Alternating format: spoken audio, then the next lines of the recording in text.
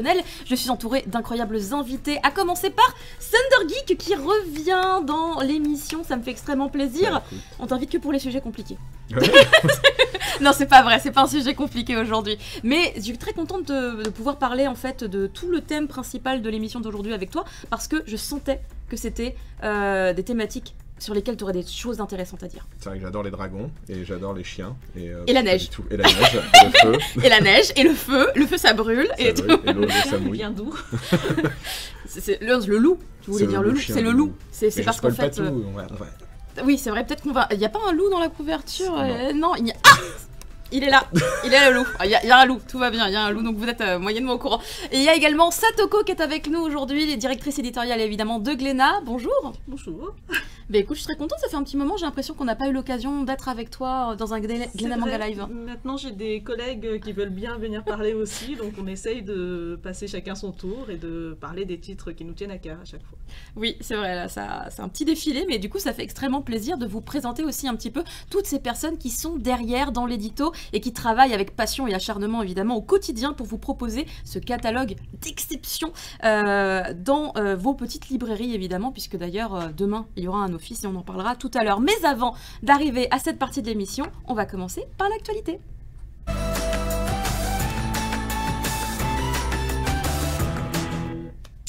Et par rapport à l'actualité, il y a quand même pas mal de choses à dire. Saviez-vous qu'au début du mois de mai, il y a eu un événement? Il s'agissait de l'anniversaire de Luffy.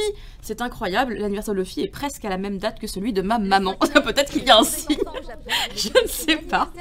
Mais en tout cas, l'anniversaire de Luffy, c'était le 5 mai. Et il y a une petite vidéo, je crois qu'on peut regarder un petit extrait. Je crois. Je m'écoutais déjà là, je m'écoutais en double. Il y avait Inception Caroline. Le 5 mai, c'est le jour des enfants au Japon, mais c'est aussi l'anniversaire de Luffy. Je suis partie en direction de l'hôtel de la Marine. L'ouverture au public était à 10h, mais dès 8h, pas mal de fans étaient déjà là. Après avoir attendu un peu sous la pluie, on a pu découvrir la surprise. Un Luffy géant en mode Gear Fifth trônait au centre du bâtiment ouvert. Après avoir pris un petit croissant, je suis allée voir ça de plus près car il était vraiment impressionnant. Et j'étais pas la seule, quelques copains étaient là aussi. C'est l'attraction principale de cette journée organisée dans 5 villes d'Europe. J'ai joué le jeu et pris la pause avec le roi du jour. Puis vint le moment de laisser la place au public. Une fois votre selfie en poche, vous repartez avec une carte d'anniversaire et des petits gummies. De mon côté, je suis rentrée avec un tout autre butin à découvrir lors de mon prochain live unballage. Et pense à t'abonner. Oui, bon en tout cas, sachez que j'ai gagné une nouvelle tasse Luffy et je suis très contente. C'est vraiment le cadeau qui m'a fait très plaisir parce que du coup, je suis en train de faire actuellement une collection de tasses de One Piece et je l'agrandis avec bonheur ma collection. Donc voilà, une célébration qui a eu lieu dans toute l'Europe, dans différentes villes et chacun avait droit à son gear. Donc il y a eu le chapeau de paille, après il y a eu les autres gears qu'on a pu voir tout au long évidemment de l'histoire de One Piece. Et j'étais contente, nous on avait le dernier, on avait celui que je trouve le plus esthétiquement parlant stylé. Moi je trouve qu'il a beaucoup de classe en tout cas. Moi j'aime beaucoup, ma préférence va peut-être au Gear Third. Moi j'aime vraiment le troisième beaucoup. Ouais, mais peut-être parce que j'étais vraiment ado quand il est sorti, c'était très impactant à l'époque de voir ça, parce qu'en plus c'était un des... Quelle ville d'Europe il était? Je sais pas. Je sais pas, mais attends, c'était quoi les villes qui participaient? Je sais qu'il y avait une ville en Italie, il y avait une ville en Espagne, je crois une en Angleterre. En Allemagne, non? Ah, il y avait Allemagne aussi. Par contre, il y avait tout un système effectivement de diffusion en fait sur le site officiel de l'anniversaire de Luffy. Il y avait des caméras. En fait, en gros, il y avait une vidéo YouTube où vous pouviez cliquer sur la ville de votre choix et pouviez voir en direct ce qui se passait dans la ville. Donc c'est là que j'ai fait donc en fait on me voyait potentiellement aussi à l'écran. Donc tout à l'heure quand j'étais à l'événement, j'ai découvert ça en rentrant chez moi. Donc voilà, une célébration parce que quand même l'anniversaire de Luffy c'est important. Mon fils m'a demandé quel âge il avait. Je ne savais pas quoi lui répondre, parce que c'est un personnage fictif, alors on va dire qu'il ne vieillit jamais. Il a éternellement 19 ans. Il a éternellement 19 ans. Ne le fait pas revivre plus. Il a pris de l'âge dans le manga. Il avait 17 ans au début, actuellement, maintenant, après l'ellipse, il a 19 ans. Voilà, c'est ce qu'on m'avait dit, mais j'étais en mode, je sais pas trop. On va dire que chez nous, il ne prend pas d'âge, en tout cas. Une autre nouvelle hyper intéressante, parce que mine de rien, le temps passe, l'été s'approche, et qui dit été dit Japan Expo, et on vous prépare déjà des surprises. Alors, il y en aura évidemment d'autres qu'on vous révélera plus tard, mais on peut déjà vous dévoiler cette information puisque je l'ai vu passer un petit peu sur les réseaux sociaux. Il y aura une exposition Tokyo Revengers à Japan Expo. Donc je vous rappelle que l'événement se tiendra du 11 au 14 juillet et il y aura une 50aine de reproductions de planches, il y aura des illustrations couleurs, dont certaines qui sont inédites en France. Il y aura également des silhouettes de vos personnages préférés et beaucoup d'autres surprises. C'est où? C'est l'annonce coup de poing. Ah, il y a même toutes les indications. Ce sera dans le hall 5A en positionnement C118, c'est ça? Oui, je crois avoir dit ça. Tout à fait. Voilà, C118 pour les gens qui veulent absolument être au taquet et s'organiser ça comme il faut. Et tout ça, c'est parce que on célèbre la fin du manga en France, non? Exactement, puisque du coup, à Japan Expo, vous pourrez aller acheter votre dernier volume de Tokyo Revengers, la vidéo qui ne veut plus s'arrêter. La vidéo qui en impose pendant ce live, c'est impressionnant. Les gens sur le chat disent que la vidéo a un son un peu fort en plus, donc au cas où, voilà, je préviens bien évidemment. Et donc cette exposition, vous pourrez la retrouver donc pendant l'événement, mais je vous le redis encore une fois, on aura d'autres petites choses à vous annoncer durant voilà, cet événement, comme ça arrive depuis quelques temps maintenant. Voilà, ça, on a l'impression qu'on sait, même si on ne sait pas tout à fait. Il y a actuellement une opération commerciale, parce que du coup, à partir de demain, vous pourrez retrouver dans les librairies des tomes des Gouttes de Dieu à un tarif particulier, puisque les 3 premiers tomes seront disponibles à 5 €. Pourquoi cela? Eh bien, tout simplement parce que du coup, le drama, mais en gros la série télé, va arriver sur France 2 le 27 mai. Et donc, pour accompagner cet événement, eh ben, on vous propose de découvrir évidemment aussi l'œuvre d'origine, à savoir donc les Gouttes de Dieu.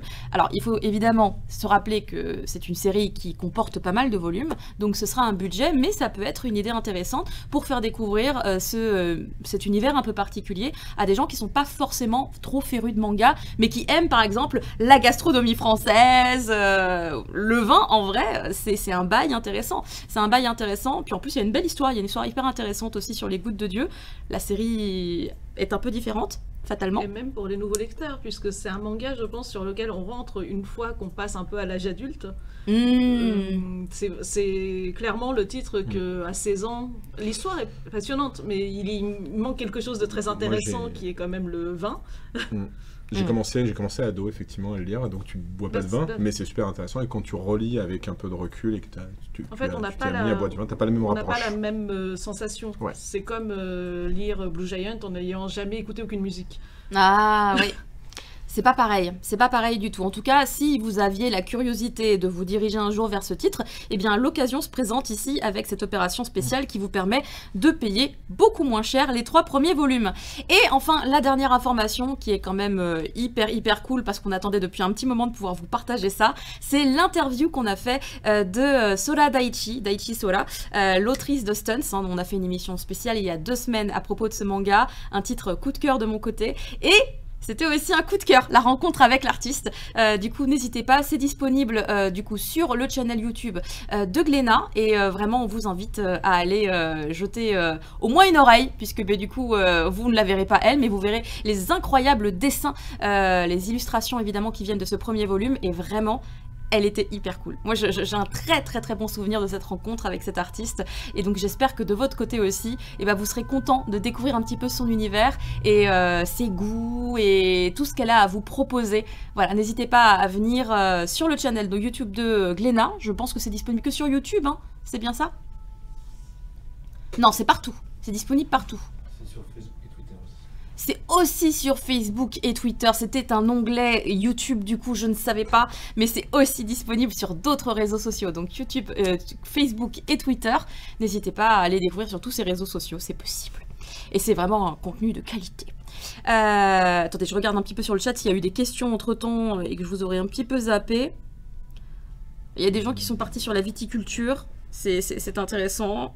On est en train de vanter les mérites, évidemment, des Gouttes de Dieu. C'est normal. C'est apparemment pour les parents, les Gouttes de Dieu. Ouais. Voilà, mais de toute façon, ça reste une très bonne idée de cadeau. À tout instant, je veux dire, c'est la fête des mères.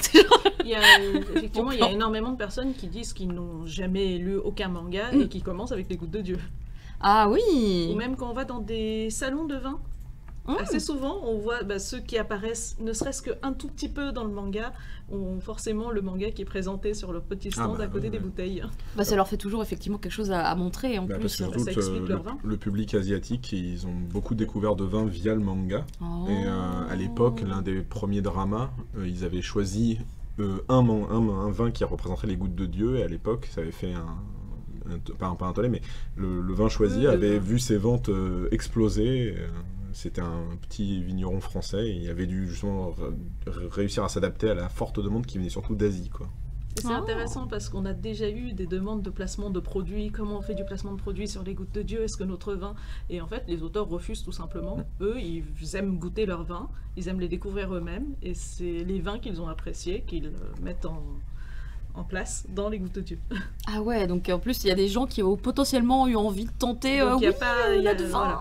Ah ouais, c'est vraiment commercial en fait dans les gouttes de Dieu. Il y en a après peut-être, vu que une fois qu'on découvre des bouteilles, ça a l'air intéressant, on a envie de les boire. Mais effectivement, du côté des auteurs, c'est vraiment leur passion qui s'est transformée en œuvre. Bien comme ça, vous en savez encore plus sur les gouttes de Dieu. N'hésitez pas, c'est à partir de demain que commence cette promotion dans les librairies. Et d'ailleurs, en parlant de librairie, il est temps de faire un petit tour du côté de ce qui va sortir dès demain.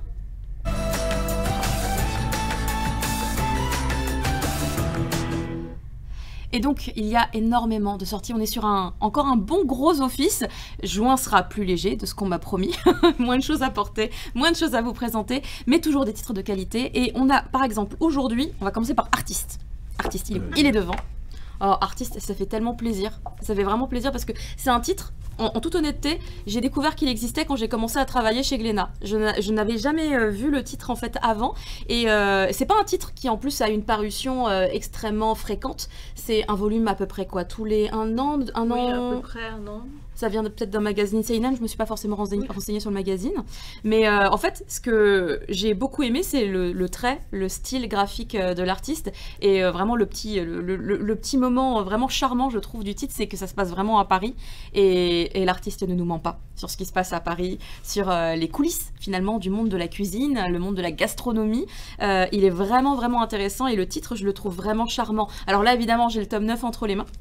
Mais il n'y a pas beaucoup de volumes, comme vous pouvez le voir.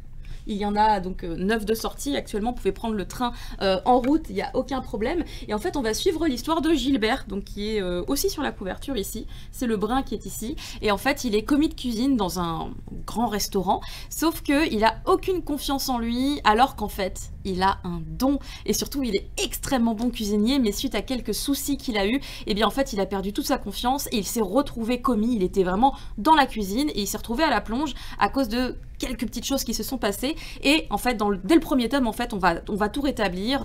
Gilbert va partir, c'est bizarre Gilbert, mais Gilbert va partir dans une nouvelle direction, toujours en rapport avec la cuisine, et surtout, vraiment, c'est cette reprise de confiance en lui, de ses compétences, de ses capacités, de ce qu'il est capable d'apporter, et de cet amour qu'il a pour l'art culinaire, pour les goûts. Et en fait, c'est là qu'on voit que la cuisine, c'est vraiment un art aussi à part entière. Et le titre est magnifique. Le titre est magnifique. Dans ce volume 9, pour les gens qui suivent, on a encore des défis à relever. Gilbert ne s'arrête jamais. Là, il doit convaincre des enfants. Je pense que c'est les pires clients possible, parce que les enfants, c'est super difficile. En vrai, c'est super difficile des enfants. Oui. Donc c'est un vrai défi. Et je vous invite vraiment à tester du coup ce titre chill, mais vraiment slice of life, très chill. Ce qui est intéressant dans l'artiste, c'est qu'on ne reste pas focalisé sur la cuisine. C'est que Gilbert, à Paris, va rencontrer d'autres artistes. Ils peuvent être mangaka. Oui, parce qu'il va se mettre à habiter effectivement avec des artistes.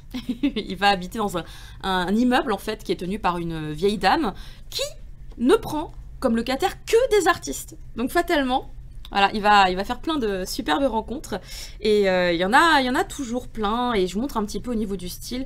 Regardez, ça spoil rien. C'est vraiment... Attendez, peut-être en baissant un petit peu, voilà, comme ça. Vous voyez un petit peu. C'est vraiment un style très très doux. Si vous aimez les slice of life, c'est vraiment un titre à tester. Surtout que tout est français dedans. Enfin, c'est juste génial. C'est juste génial. À deux doigts de repérer des rues, hein, franchement.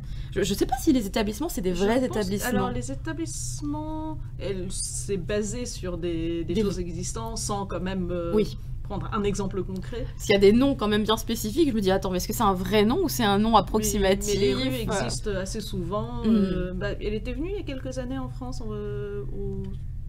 salon du livre, il me semble. Je c'est ne me vrai rappelle plus du timing exact où elle était Il me venue. semble, c'est artiste, il me semble. où il C'est y a un des- mangaka ou une mangaka? Une mangaka. C'est une mangaka. Il me semble que c'est artiste où il y a des covers, il y a des couvertures avec des photos des rues où ils ont incrusté enfin, elle a redessiné Et les elle est personnages allée dessus. faire les photos elle-même. Ouais, c'est ça. Donc avant de faire Oh. artiste, elle était déjà venue elle-même pour D'accord. justement s'inspirer de Paris et prendre des photos. Et au moment de son voyage, elle a aussi passé son temps à arpenter les rues de Paris, à avoir plus d'infos. Je crois qu'elle avait même visité des appartements parisiens pour voir comment Ah les bah. Français vivaient. Pardon. Quand dans le premier volume, en tout cas, le héros fait la visite de l'appartement en fait qu'il va louer, vraiment le plan. Attends, je peux vous le montrer, ça spoil pas vraiment. L'histoire, j'ai fait les dominos qui tombent. Je vous montre le plan. Je l'ai trouvé impressionnant ce plan parce que vraiment on est dans un appartement parisien. Même les chambres de bonne, il y a une chambre de bonne à un moment donné. Attendez, il est où le plan? Voilà, c'est ici. Ici là. Attendez, c'est ici, voilà. On voit ici, en fait, il y a deux visions. Il y a la vision vide et il y a la vision quand il s'imagine inviter, du coup, ses amis. Et en fait, quand on sait tout ce qui se passe dans le premier tome, ça réchauffe le cœur. Vraiment, ça réchauffe le cœur, ce passage. Et vraiment, tout est la France. Là, même là, en fait, ça respire la France. Ce petit plan avec un petit morceau de pain et tout. Enfin, Ouais. Non, vraiment, les chambres de bonne aussi, parce qu'à un moment donné, il nous montre qu'il vit dans une chambre de bonne. C'est pas du tout une architecture japonaise. C'est pas quelque chose qu'ils auraient pu se dire, voilà, on va mettre ça comme ça. On sent qu'elle a vraiment été là, qu'elle a été présente. Elle a été Et puis, présente. elle recherche beaucoup de choses, elle Ah oui. pose des questions à des Français qu'elle connaît. En fait, on ne se rend pas forcément compte de tout le travail de recherche qu'il y a de la part des artistes quand ils dessinent quelque chose. L'autrice de Stunts nous en avait parlé aussi de toutes les recherches qu'elle avait effectuées avant. Ah oui. Mais c'est pareil, je pense, pour tous les artistes, pour les artistes de BD aussi.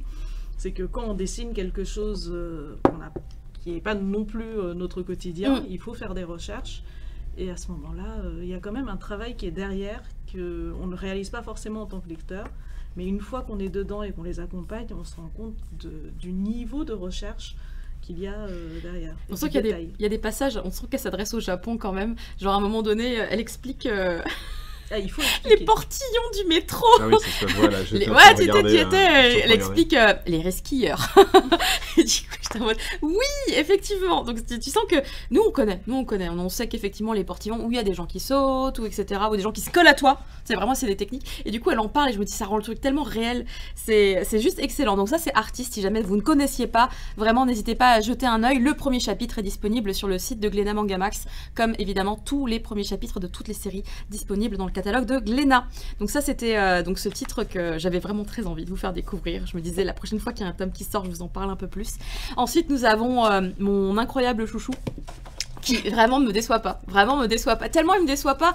Il se passe des trucs ici, je me disais, on verra rien avant le tome 10. Oh, déjà dans le tome 3, ça avance très très vite, c'est une petite merveille. Je ne peux même pas vous dire ce qui se passe, ni vous donner d'indices, parce que ce serait vous enlever un plaisir à la lecture, mais c'est juste merveilleux. On est évidemment toujours dans la culture du thé, avec ce que ça représente comme travail, et on va même être un peu plus en coulisses, et on va voir des grands groupes débarquer, et on voit la comparaison entre finalement un travail d'une petite famille et celui d'un grand groupe qui industrialise un petit peu tout ça, mais en gardant évidemment le savoir-faire, la main-d'œuvre, des personnes compétentes pour développer le goût du thé de la meilleure des manières possibles. Et enfin vraiment, je vous jure que ce tome était fabuleux. D'un point de vue relationnel, dans le mensonge qui a été mis en place sur le premier volume de la série, pour les gens qui se souviennent un petit peu, parce qu'en fait ils disent à tout le monde qu'ils sont mariés, mais ils sont pas mariés, hein, bien entendu.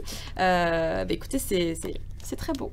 C'est très beau. C'est un très très bon tome 1. Tome 3, excusez-moi.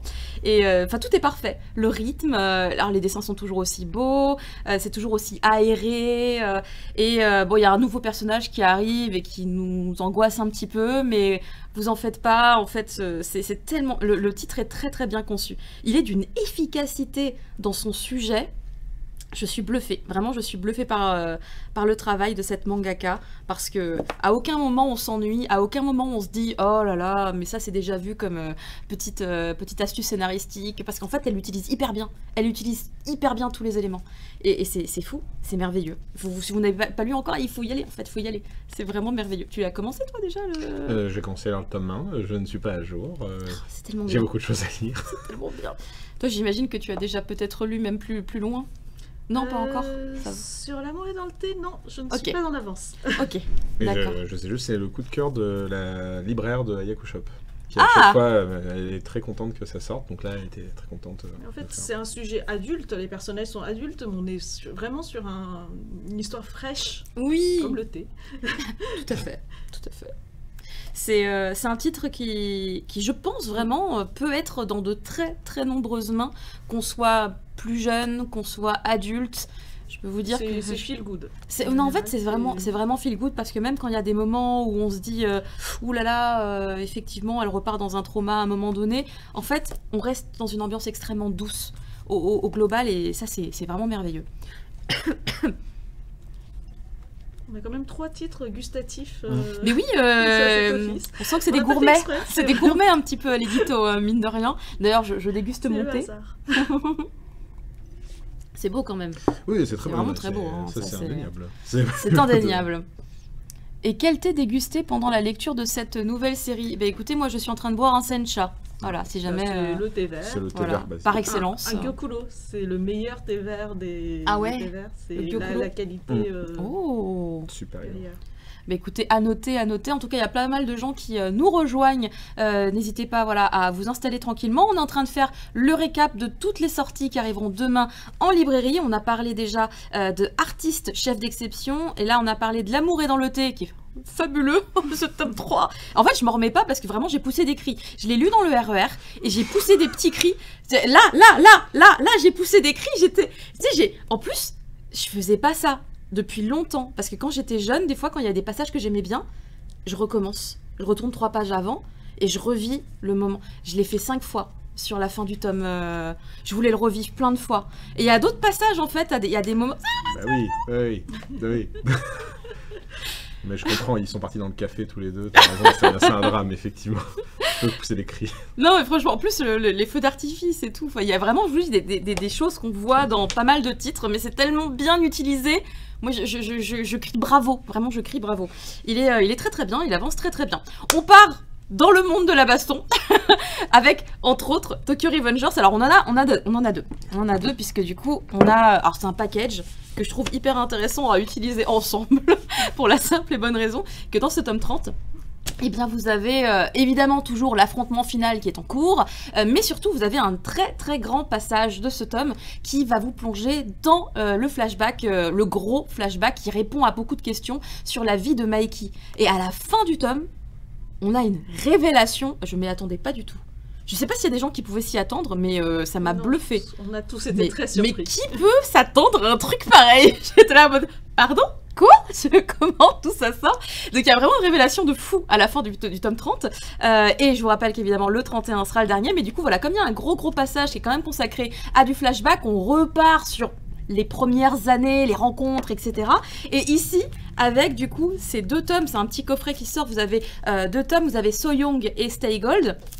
Et ben en fait c'est un petit peu le pendant du flashback, puisque là vous allez l'avoir en couleur. C'est intégralement en couleur les 2 tomes, et surtout ça va être ici donc du côté de So Young vraiment les rencontres des personnages. Donc ça va vous rappeler aussi Letter from Keisuke Baji, puisqu'on a justement ici par Ken Wakui, hein. Là par contre c'est pas un autre artiste qui a travaillé dessus, c'est vraiment Ken Wakui qui les a fait. Vous avez la même rencontre que dans Letters from Keisuke Baji, mais avec le dessin de Ken Wakui. Après, pour ne tromper personne sur l'objet, Le tome 1, So Young, Oui. comprend des nouvelles qui étaient déjà publiées dans les volumes de Tokyo Revengers. Donc, je pense Je que me pour disais ceux qu'il y avait qui- des oui. choses que je savais déjà, Sur le mais tome comment 1. je savais? En fait, le tome 1, C'est ça a ça. été mis en couleur, mais ce sont des nouvelles qui étaient en interchapitre entre différents arcs, qui avaient des Mhm. nouvelles sur le passé des personnages. Effectivement, c'est les side stories, les histoires qui se passent centrées sur chaque personnage. Et donc ça, le tome 1, c'est des reprises d'histoires que tu as déjà lues. Donc c'est pour ça. Après, je crois qu'il y a aussi... Le tome 2, c'est l'inédit. Alors, de toute façon, le tome 2, c'est pas les rencontres. Le tome 2, on est au collège. C'est avant de rencontrer Takemichi, beaucoup. Mais c'est vraiment le collège, là où en fait le gang se forme, là où finalement les personnages commencent vraiment à masteriser leur personnalité pour certains. Donc c'est vrai que ça, je les avais pas lus, mais du côté de So Young, j'ai même eu l'impression que c'était pas forcément que ça. C'est-à-dire qu'il y a des fois, genre, en 2-3 pages, on t'explique, oui, en fait, je l'ai connu comme ça, et que là, en fait, on y va vraiment et on explique totalement la rencontre.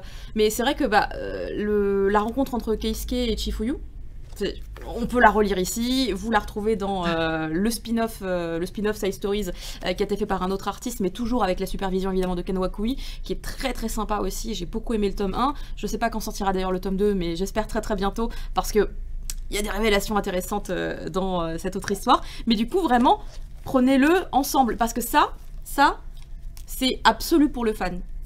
Il faut absolument l'avoir. Déjà, en plus, c'est en couleur. C'est vrai que c'est dommage. J'ai le droit de l'ouvrir, en fait? Oui, oui. Parce que du coup, c'est vrai que comme il est fermé, j'ose pas vous montrer, mais en fait, la colorisation, elle est super canon aussi. Je la trouve très jolie. Alors, attendez, en fait, j'ai oublié d'avoir des ciseaux dans mes doigts, mais il me faut les super ciseaux de Hirasawa Sensei. Je sais pas si... Ah, ça y est. J'ai réussi à déchirer le plastique. Faut pas l'ouvrir au milieu, ça spoil. Et ce tome-là, spoil de justement, fou. il ne... Non, t'inquiète. J'ai ouvert le plastique, je fais. Oh, le plastique. Attendez, c'est So Young? Ah oui, c'est Oui, So c'est Young. So Young. Ça, c'est le... Attendez, où est-ce qu'ils sont, Keisuke et tout, là? Ah, voilà. La rencontre entre Keisuke et Chifuyu, ça c'est le moment où Baji dévoile ne pas être un élève modèle, enfin on savait que c'était pas un élève modèle, mais il se tenait à carreau avec une espèce de cosplay d'élève modèle, on va dire, et en fait là c'est le moment où il va aider Chifuyu justement, qui s'est un petit peu fait prendre à part par un groupe, et en fait il va venir lui apporter son aide pour devenir son copain. Parce qu'en fait, Baji, littéralement, quand tu lis toutes les petites side stories, c'est vraiment le gars qui va à chaque fois dire « Eh, viens, on devient pote !» Il fait pareil avec Kazutora, vous verrez comment ça se passe, c'était assez intéressant. Et dans celui-ci, par exemple, vous avez aussi Emma. Comment Emma est devenue un membre de la famille de Maiki. Et c'était très mignon, c'était très touchant comme passage également. Regardez comment elle était mignonne, Emma, quand elle était petite. Attendez, je vous retrouve sa petite tête, sa petite bouille, regardez. Elle est toute mignonne, toute cute. Bon, par contre, sa mère qui l'abandonne, c'est pas mignon. C'est pas mignon du tout. Ce qui leur arrive n'est pas forcément mignon. Non, voilà. Bon, après, même tous en fait, hein, mais je vous avouerai que vous n'êtes pas au bout de vos surprises avec le tome 30 de la série principale. Hein. Et là, les révélations sont. On comprend pas du tout. C'est un petit. Je trouve un peu fou tout ça, quoi. C'est carrément fou. Mais voilà, c'est vraiment agréable de se replonger là-dessus, de revoir vraiment Maiki au tout début, comment est-ce que déjà tout petit, quand il était à peine gamin, et ben en fait, il éclatait des lycéens, voilà. Dans l'univers de Ken Wakui, c'est possible. Mais Maiki est un être à part. Maiki est vraiment un être à part. Merci beaucoup. Et le tome 2 aussi. Le tome 2, bah regardez, il a quand même grave la classe. Hein. Sur la couverture, là, il a grave la classe. Il est plein d'assurance. Et en fait, c'est vrai que c'est sa personnalité, il est comme ça. Après, un truc qui est très rigolo aussi dans Stay Gold, c'est qu'il y a des personnages féminins qui passent comme ça un petit peu, et on se dit « Ah, mais du coup, ça doit être la personne qui fait tel truc dans tel tome. » Enfin, vous verrez, il y a peut-être des reconnexions à faire aussi, mais du coup, c'est pour ça que c'est vraiment... Alors, s'ils sont aussi attachés l'un à l'autre, c'est parce qu'il s'est passé comme... Voilà, s'il y a des trucs, je me dis « Ah, c'est marrant ce perso, du coup, quand on a vu que tel perso avait fait tel truc et tout, tac, tac, tac, tac. » Voilà, on peut reconnecter, c'est vraiment un plaisir, c'est un plaisir. Puis de les voir un petit peu aussi avant le vrai début de l'histoire, c'est cool parce qu'on se dit... Bah, ils ont pas changé, et puis on en apprend un peu plus, on a l'impression d'être dedans. Personnages préférés et on les revoit. Même finalement, ça permet de rendre même plus humains certains personnages avec lesquels moi j'avais personnellement pas d'affinité du tout. Et en fait, de voir ce qu'ils ont vécu avant, je me dis, ah, d'accord, je comprends mieux. Donc on accepte aussi un peu mieux certains personnages. Et donc ça c'est... Comment, de quoi Kazutora ou... Kazutora, en vrai, c'est vraiment un personnage avec lequel j'ai eu du mal tout le long de l'histoire principale. Et bah là, j'avoue que... Ah, j'ai une empathie. J'ai une empathie quand même qui s'est formée, qui n'était pas présente avant. Qui n'était pas présente du tout avant. Évidemment, si vous n'avez pas envie, pour une raison inconnue, de ne pas prendre le coffret, vous pouvez évidemment le retrouver aussi sans le coffret, mais pas tout de suite. Il faudra attendre le mois de juillet. Les tomes seront disponibles de manière individuelle à ce moment-là. Mais enfin, je pense que le coffret, c'est quand même un très très bon plan. Mais voilà, c'est vous qui voyez. Après aussi, évidemment, selon votre budget, si vous êtes intéressé que par l'un des 2 tomes, en vrai, pourquoi pas, mais ça me semble quand même étonnant. Donc voilà, on a fait le tour de Tokyo Revengers, le package, avec ces 3 tomes qui sont disponibles. Je vous rappelle encore une fois que pour début juillet, il y aura également le dernier volume, et que c'est pour ça, voilà, qu'à Japan Expo, il y a une super exposition de Tokyo Revengers. Ensuite, nous avons l'incroyable full color édition de Dragon Ball. Et ça, on nous l'a demandé. Les gens du chat, vous nous l'avez demandé de fou. Vous nous l'avez demandé depuis 2021, je sais plus depuis quand il y a des Glénat Manga Live, 2022 peut-être, je sais plus. Je suis perdue avec les années, mais alors vraiment depuis le nombre d'années que je fais les émissions avec Glénat, la demande sur les Dragon Ball Color, de manière générale, les gens demandent des Perfect, des Kanzenban, mais celle-ci, elle a vraiment été pas mal réclamée, du coup, ça y est, une demande en moins. Vous n'avez plus besoin de la demander. Et elle est incroyable. Elle est magnifique. D'ailleurs, on a... Attendez, le tome 1, il est ici. On a le tome original pour vous montrer... Oh mince, attendez, j'ai dû faire une bêtise. Je ne vous lis plus. Attendez, voilà. J'ai re-accès au chat. En fait, pour vous montrer que à l'origine, en fait, la Color Edition au Japon, c'est un format de manga tout à fait normal et classique. Voilà, n'hésitez pas à prévenir Bitel, s'il vous plaît. J'ai vérifié l'information. Maintenant, nous savons la vérité. Elle est là, regardez, elle est sous mes yeux. Donc, il y a eu évidemment un agrandissement qui a été fait pour pouvoir vous l'apporter dans un format de taille perfecte. Et en fait, il n'y a pas que ça comme surprise, puisqu'il y a une opération commerciale. Pour célébrer dignement la sortie de ces 2 tomes en librairie, eh bien, il y a quelques librairies qui sont partenaires et qui vont vous offrir ce petit strap Dragon Ball, qui est très joli, pour l'achat des 2 volumes de cette Perfect Edition. Vu que ça commence demain, en toute logique, vous avez encore toutes vos chances d'en avoir, mais n'hésitez pas à vérifier évidemment si votre libraire participe à l'opération, parce que ça, en fait, on peut pas le deviner pour vous, bien entendu. Et c'est vraiment une très très belle color édition, puisqu'on le regardait justement avec Thunder à l'instant, et elle est vraiment magnifique. Attendez, on vous montre un petit peu. Non, je l'ai montré également en live, parce que du coup je l'ai reçu. J'ai ouvert une page au pif. Et c'était forcément... Bulma, elle avait les fesses en l'air. Bulma, J'ai non non. Pourquoi la seule page? C'est la seule qui était peut-être pas forcément ok. Mais du coup, maintenant, je fais un peu attention. Parce que j'ai compris. Voilà, j'ai compris ma bêtise. Voilà, regardez comment c'est très... Vraiment, la couleur est très belle. C'est évidemment la même couleur qu'au Japon. Très très beau travail pour vous apporter au plus près de l'œuvre originale, tout simplement. Les couleurs sont vraiment très jolies. Au plus près de l'œuvre originale, c'est un mot... À la perfection de l'œuvre originale Parce qu'en fait... Qui complète l'œuvre originale, je dirais, puisque l'œuvre originale, c'est celle en noir et blanc de Toriyama. Ah, dans ce sens-là. C'est la Perfect Edition qui est vraiment la plus proche de l'œuvre de Toriyama, puisque les pages qui sont reproduites, qui ne sont pas totalement en toute couleur, ça peut être des bicros par exemple, c'est ce que Toriyama a lui-même réalisé au niveau de la publication. Là, le Dragon Ball Full Color, c'est une version qui a été recolorisée par la suite. Mais effectivement, pour ceux qui ont découvert Dragon Ball par les dessins animés, par exemple, c'est la version qui est, on va dire, le plus proche de notre imagination de Dragon Ball. Donc on a à la fois les traits de Toriyama, mais avec les couleurs qui sont très proches de ceux de l'animé. Ouais. Moi, c'était plus par rapport à la couleur, parce qu'en fait, comme Benoît nous explique tout le temps que justement, au niveau des couleurs, dès qu'il y a des One Piece Magazine, par exemple, c'est un vrai challenge à chaque fois de réussir à retrouver les teintes identiques. Donc, c'était plus par rapport à ça que je disais que vraiment, on était vraiment au plus proche de la version de l'œuvre originale de la couleur. C'était mieux parce qu'on est plus grand. Et du coup, en mieux, parce que du coup, c'est vraiment... elle n'existe pas au Japon. La version couleur en grand, comme ça, elle n'existe pas au Japon.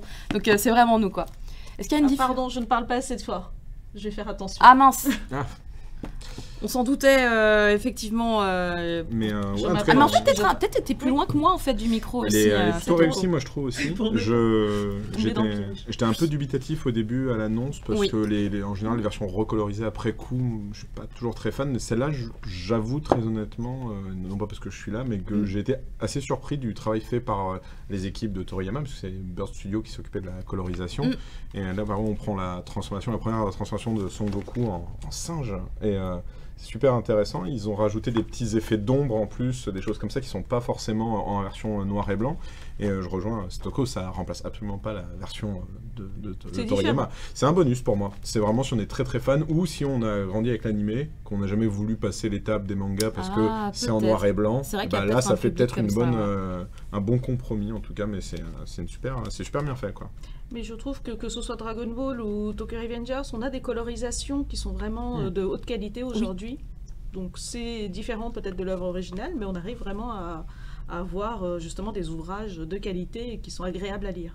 Oui, je suis totalement d'accord. Après, ça rajoute quelque chose, par exemple, sur Tokyo Revengers. Je trouvais que ça a donné une dimension un peu différente au trait de Ken Wakui, de l'avoir de manière colorisée par rapport à quand on l'a en noir et blanc. C'est vraiment pas la même sensation, je trouve, à la lecture.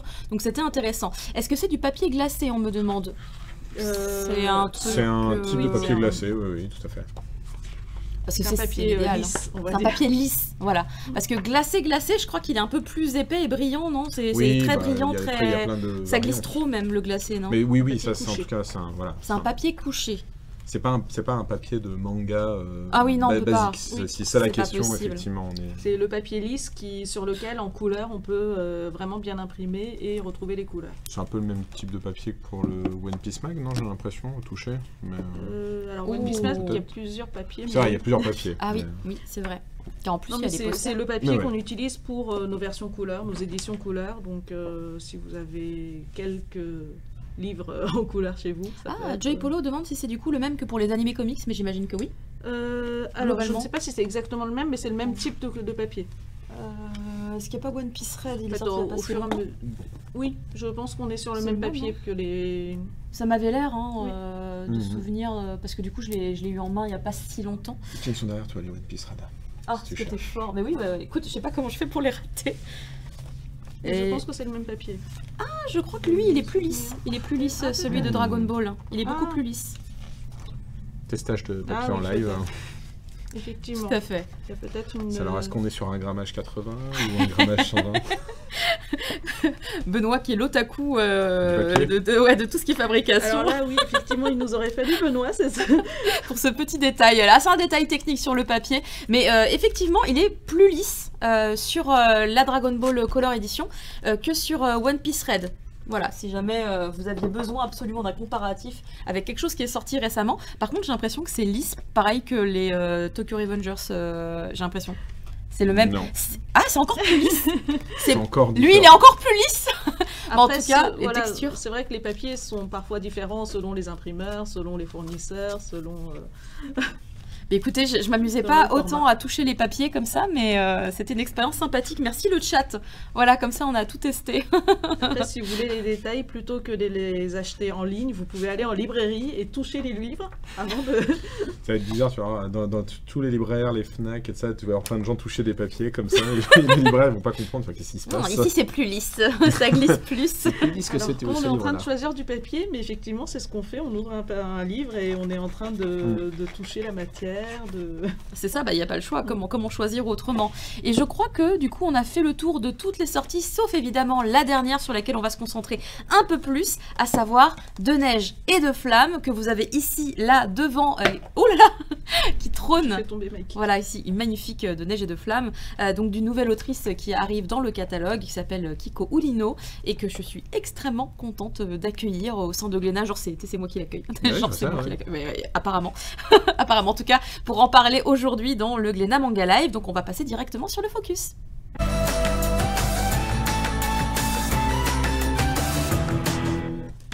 Alors Kiko Urino, quand on cherche son nom sur les réseaux sociaux ou sur internet de manière générale, en dehors de son compte Twitter, on trouve quand même pas grand chose parce que du coup c'est une autrice qui a vraiment une carrière au Japon mais qui est pas encore extrêmement développée à l'international, donc je trouve ça hyper intéressant de se dire qu'il y a beaucoup de choses à découvrir à son sujet. Et de mon côté je suis partie un petit peu en quête d'informations et j'ai été juste ébahie par tout ce que j'ai trouvé, parce que je me disais que ça pouvait être intéressant de vous présenter un peu l'artiste avant de se plonger dans son œuvre, car du coup ça va vous donner une dimension différente de ce qu'elle nous a préparé ici avec de neige et de flammes. Déjà, première chose, n'hésitez pas à aller suivre son compte Twitter, n'hésitez pas à aller la follower, elle s'exprime en français. Et a priori, de ce qu'elle a dit elle-même sur Twitter, son papa a vécu plusieurs années en France, donc peut-être que son français est un français qu'elle maîtrise elle-même, sans besoin de passer par des outils. Et donc déjà, ça c'est hyper intéressant. Et il faut savoir que, comme beaucoup d'artistes en vrai, elle a commencé par faire des doujinshi. Et là, j'étais contente. Déjà, j'étais contente. Je me suis dit, j'aime bien ce type de parcours. Mais en fait, ça n'a pas été simple pour elle, puisque enfant, elle dessinait aussi un petit peu, sauf que ses parents, là j'étais un peu en mode c'est Moto Hagio, quand Moto Hagio nous expliquait que ses parents étaient contre le dessin, mangaka c'est pas une carrière, eh bien a priori elle avait des parents extrêmement stricts qui ne voulaient pas qu'elle parte dans ce type de direction pour son avenir. Donc en fait elle a aimé, on va dire un peu les mangas, les animés quand elle était petite, mais très rapidement pour le collège ils ont mis des verrous un petit peu partout. Et donc elle s'est remise au dessin beaucoup plus tard, et donc elle a commencé en faisant des doujinshi, elle a fait des salons, Comiket, Comitia, etc. Et en fait, apparemment, elle cherchait certains types d'histoires qu'elle avait vraiment du mal à trouver, surtout des histoires courtes. Et du coup, elle s'est dit, bon bah, il n'y a plus qu'à, c'est moi qui vais les faire. Et je me suis dit, mais c'est génial comme manière de penser, moi j'adore.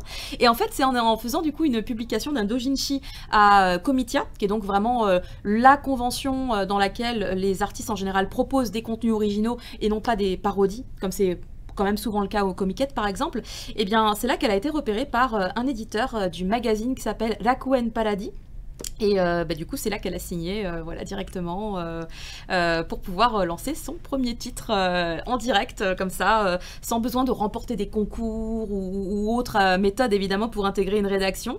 Et en fait ça a été vraiment le début de sa carrière, parce que depuis en fait elle a pas arrêté d'enchaîner. Et autre point que j'ai trouvé hyper intéressant, et je me suis dit que ça allait énormément te plaire, en fait il se trouve que elle a fait des études de cinéma.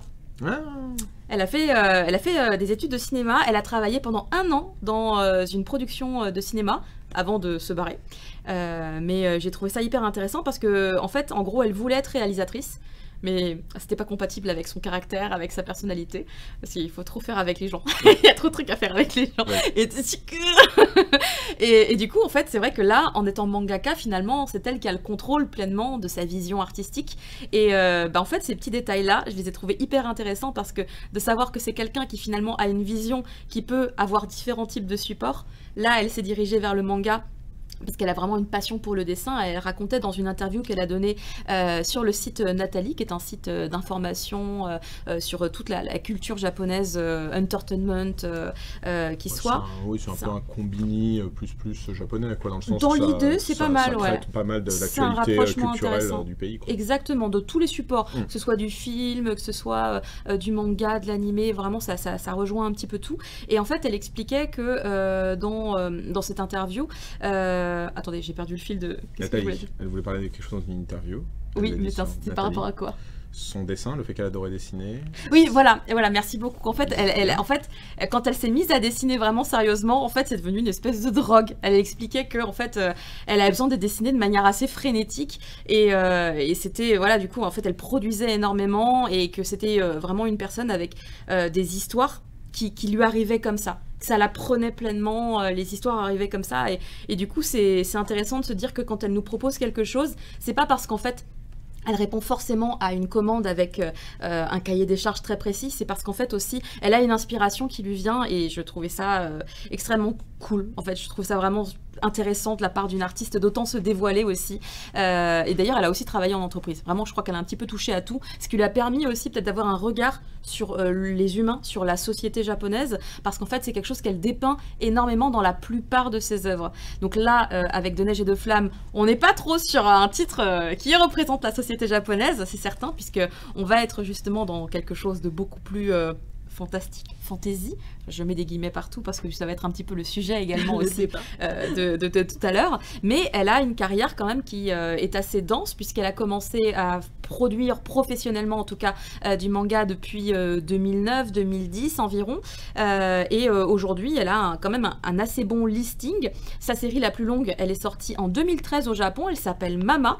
Elle compte 6 volumes. Donc c'est quand même quelque chose d'assez conséquent. Et par la suite, elle a sorti pas mal de one-shots et en fait je crois qu'elle a vraiment quelque chose avec sa propre vibe parce que j'ai vu des titres, des one-shots qui s'appelaient Kiko Urino no Hatobito, enfin vraiment des trucs qui ont l'air des petites histoires courtes, des petites nouvelles qu'elle crée et qui sont des espèces de petites anthologies sur des histoires, sur des thèmes qu'elle a envie de partager. J'ai vu qu'il y avait aussi une série qui s'appelait Reportage, qui avait l'air d'être un peu populaire puisqu'elle a pu en faire plusieurs volumes. Et donc depuis 2021, elle s'est lancée sur Kimi ni Aitai. Alors, la pré-publication a commencé en 2021, mais le premier volume est sorti en 2022. Donc, ça fait un petit moment et elle va à un rythme qui est le sien, ou en tout cas celui du site de publication, puisqu'il n'y a que 2 tomes pour l'instant de disponibles, ce qui nous rend encore plus curieux, et elle a vraiment pas peur de s'essayer à d'autres types d'univers puisqu'elle a également un boys love à son actif. Mais quand je vous dis un boys love, ça vient vraiment d'un magazine boys love. Il s'agit du On Blue de chez Shodensha pour les gens qui s'y connaissent un petit peu et qui est sorti en 2022. Donc voilà, sacré CV quand même pour Kiko Urino que peut-être vous ne connaissiez pas, et je suis super contente du coup qu'elle arrive en France, enfin qu'on découvre un petit peu son travail. Qui se sent de pitcher de Neige et de Flammes? Parce que le concept n'est pas forcément évident. Le concept, le principe de base est plutôt simple. On est dans un univers fantasy. Fantasy. J'ose. Fantasy. Très bien.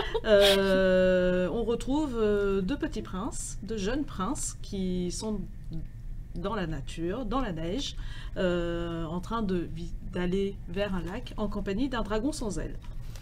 Oui. Et donc, ils partent à l'aventure, on ne sait pas pourquoi ils sont partis, et petit à petit, on découvre les raisons du voyage. Des raisons, oui. Qui est... c'est pas vraiment un spoil, donc je pense que c'est dans le résumé. C'est dans le résumé. Voilà, le principe, c'est qu'ils veulent retrouver... l'un des princes veut retrouver la princesse du pays du feu, parce que ce sont des princes du pays de la neige, à qui il a promis que... ce qui est normalement sa fiancée, et ils sont promis de se revoir une fois qu'ils auraient atteint l'âge adulte, puisqu'on est dans un univers où les enfants, avant l'âge adulte, peuvent être atteints d'une maladie et mourir assez vite, donc ils étaient protégés jusque-là dans un château.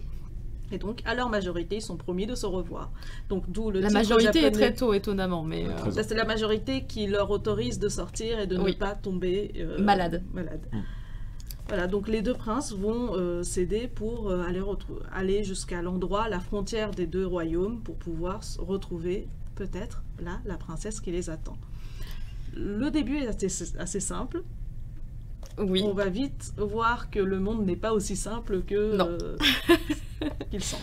Exactement, mais ce que je trouve intéressant avec ce titre, c'est que on n'est pas dans une histoire où on nous peint le décor tout de suite, comme ça arrive parfois quand on est justement dans des histoires où il faut construire le décor et l'univers. Ça arrive que les premières pages ne servent qu'à ça, avec des décors, juste des plans qui expliquent. Il fut un temps, ta.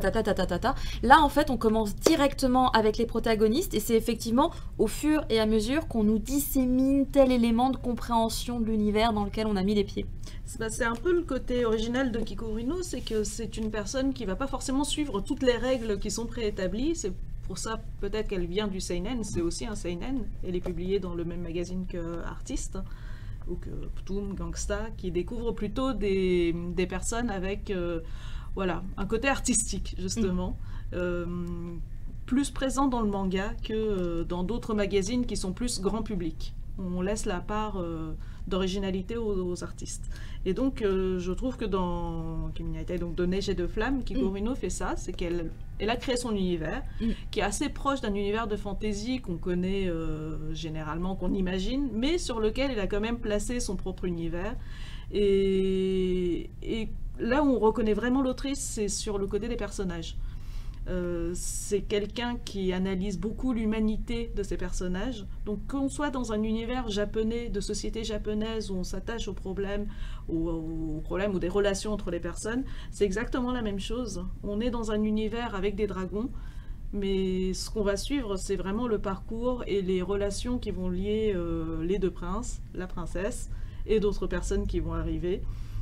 Et là où sur le tome 1, on va vraiment commencer à suivre ces personnages et s'y attacher, sur le tome 2, ça va être déconstruit de manière assez vive. Bah Je ne vais pas dire violente, mais déjà dans le tome 1, choquante, ouais, déjà dans le tome 1, en fait, il y a un passage où je me suis dit « Oh !» Je m'attendais pas à ce retournement de veste, mais en gros, il y a un personnage qui retourne quand même un petit peu sa veste. En fait, on découvre quelles étaient ses intentions réelles, mais c'était très bien mené dans le sens où à aucun moment le doute n'était là. Le doute est toujours là pour moi. C'est-à-dire que quoi qu'il arrive, dans le sens que même si on t'explique les raisons de ses actes, ça veut pas dire que c'est exactement pour ça qu'il l'a fait. Ça enlève pas, ça annule pas forcément en fait ce qui s'est passé avant. Ah moi ça a annulé tout. Ah pas moi du coup. Ah moi ça a tout annulé. Moi je pense que des fois mais c'est parce que tout n'est pas binaire des fois. C'est l'intérêt justement de Kiko Ueno, c'est que rien n'est binaire chez elle. Moi je trouve justement que ça marchait bien ce truc-là parce que la gentillesse qui peut faire preuve sur certaines choses enlève pas forcément, n'est pas enlevée par le fait qu'il y a peut-être un intérêt caché. Ailleurs. Donc c'est ça que je trouvais ça, moi, plutôt pas mal. Pourquoi est-ce que ces personnages... Je pense qu'il y a un personnage sur lequel on ne se pose pas de questions, c'est le héros. Le héros, ouais. Parce qu'il est assez fidèle à lui-même. Il a une personnalité qui est très franche. Mais effectivement, pour les autres personnages, on a toujours des questions à se poser sur... sur ça, ouais. Sur les réelles intentions. On a Hirasawa Sensei qui est sur le chat avec nous. Konnichiwa, konbanwa. Ah, yoru desho. Alors, oui, c'est konbanwa. Oui. La nuit, c'est konbanwa. J'espère que vous allez bien. Allez, il y a tout le monde qui met les petits konbanwa sur le chat. Parce qu'ici, on est tous bilingues Japon. On n'a que les commus qui sont capables de parler dans plusieurs langues. Comme ça, on peut communiquer avec tout le monde. Et donc, dans ce titre-là, j'ai vu qu'un des points qui revenait des fois dans des résumés sur différentes plateformes, c'était un peu est-ce que ce serait pas une espèce de Roméo et Juliette à la sauce fantasy? J'ai pas forcément l'impression que ce soit l'un des points les plus mis en avant dans cette histoire. Non, ça commence avec effectivement le côté Roméo et Juliette, on va se revoir, mais je pense que ce qui va se passer, je ne sais pas si vous considérez que Game of Thrones est un Roméo et Juliette, peut-être.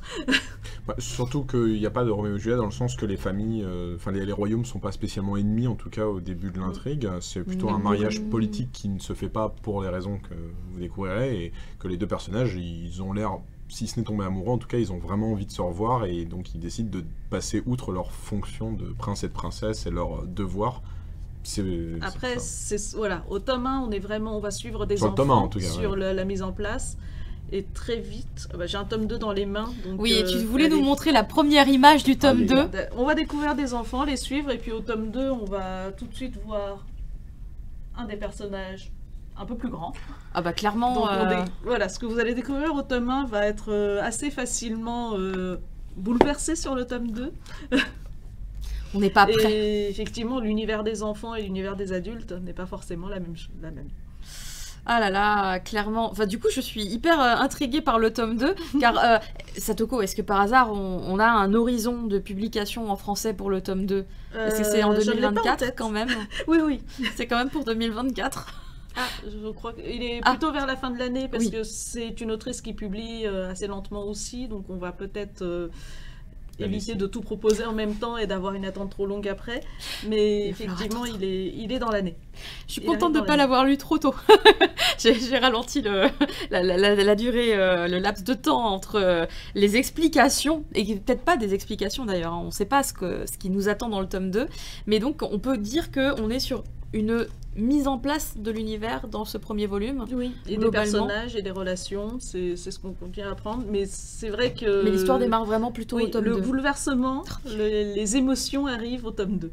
Déjà au tome 1, il y en a un petit peu. Ce que j'allais dire, il y avait déjà des émotions dans le tome 1 un peu. Quand même. Oui, mais alors le tome 2, c'est un peu plus violent. Oh là là, sérieusement parce que déjà, la fin du premier tome, en fait...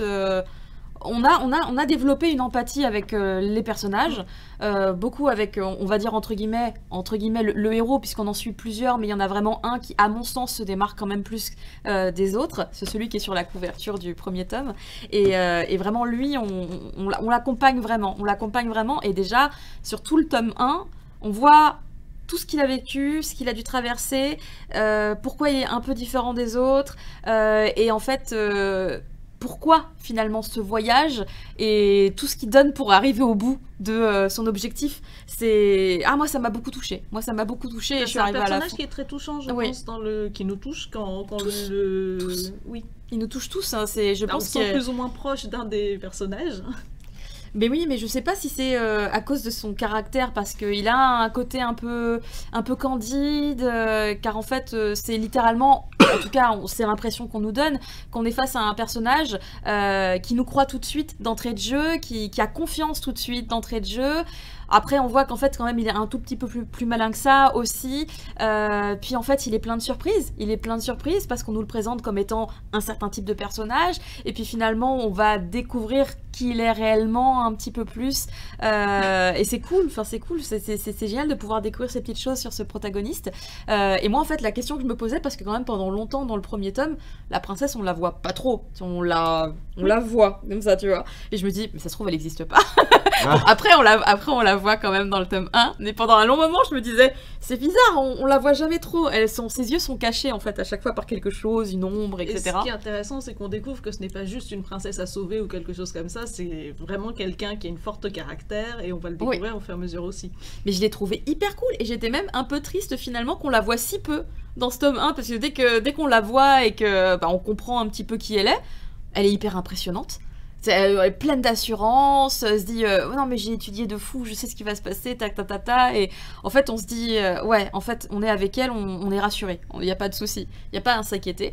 Et puis en fait les personnages ils ont chacun leur petit familier, j'ai envie de dire, parce que du coup on a le héros Kislim qui a donc son dragon, et on a la princesse qui a son loup, quand on disait chien mais c'est effectivement un loup.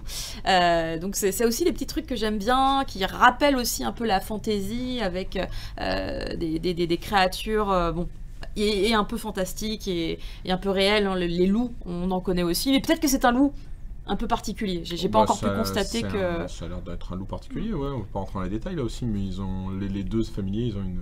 J'ai pas vu de... Ils ont des particularités. Ils ont des petites particularités de physique, peut-être de pouvoir, et même de leur origine. C'est intéressant aussi, le lien entre les deux familiers, il est intéressant, oui, effectivement. Car du coup, en fait, arrivé à un certain point, on arrive à reconnecter les bribes. On voit des bribes de trucs, et puis après, on fait le puzzle doucement. Donc c'est intéressant comme manière de construire cette histoire sur ce premier volume. Et écoutez, je sais pas si vous êtes fan de fantasy, en fait, on devrait vous montrer quelques planches aussi, parce que, en fait, en vrai, la couverture, je trouve qu'elle est pas si représentative de ce qu'il y a à l'intérieur du manga. Moi j'ai trouvé que par exemple le héros il fait un peu peur sur la couverture du tome 1. Moi déjà je peux montrer un truc, il y a un truc que j'aime bien dans le Chara design, c'est par exemple on a un gros plan du héros, si on regarde, donc je sais pas si on arrive bien à voir, on peut voir un peu, un petit peu, on peut voir ses yeux, on voit vraiment, il a toujours le visage très rougi par le froid et tout ça, c'est un type de Chara design, attendez, j'essaie de me repérer, voilà, très précis, et là on a un plan de la princesse qui a un Chara design très différent. Avec des yeux tout noirs, mais légèrement, on dirait légèrement des yeux un peu de cartoon et tout ça. Mais moi, ça m'a rappelé les yeux de certains personnages des Clamp. Alors voilà, moi j'allais y venir. En fait, ce qui m'a plu, c'est un manga un peu particulier, je trouve. C'est à la croisée de plein de choses.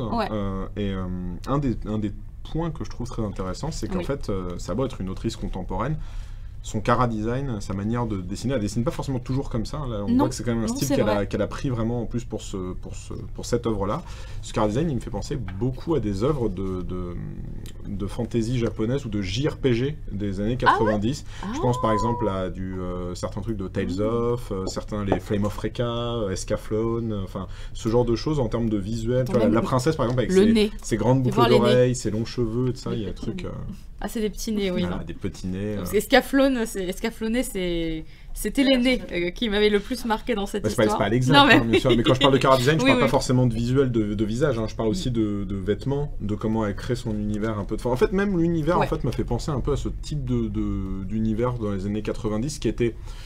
un peu plus épuré parce qu'en fait, plus on va dans le temps, plus les gens connaissent un genre ou une thématique, et donc on essaye de la complexifier avec des nouvelles strates. Et dans les années 90, moi, un truc que j'aimais bien dans certains jeux ou mangas ou animés, c'était un peu plus léger, dans le sens qu'il n'y avait pas besoin de complexifier les règles du jeu, quoi. Et là, en fait, c'est un peu ça qui est intéressant au début. C'est un peu la force du titre, et un peu au début son défaut, je trouve. Moi, j'avais du mal au tout début, quand je commence à le lire. J'ai eu du mal à rentrer dans l'histoire, je me dis, oula, je comprends pas trop où ça veut aller. J'aimais bien les deux persos, j'aimais bien leur dynamique, je comprends pas trop. Je vois pas vraiment ce que ça raconte. On sort des règles du manga clairement, qu'on a aujourd'hui. C'est ce que tu disais en fait, c'est que clairement elle a décidé de faire son œuvre, de pas forcément se focus sur un manga doit raconter de cette manière-là, de cette façon-là, on doit amener le personnage à ce moment-là, faire ce retournement de situation, et c'est très frais, mais on sent en plus, comme on l'a dit, que c'est sa première œuvre de fantasy. Et des fois, on ne sait pas trop comment se placer, nous, en tant que lecteurs, par rapport à l'œuvre. Mais je trouve que c'est ce qui donne le charme du truc. Hors fantasy. C'est vraiment une autrice qui a sa manière de raconter les histoires. Ses personnages sont hors stéréotypes aussi.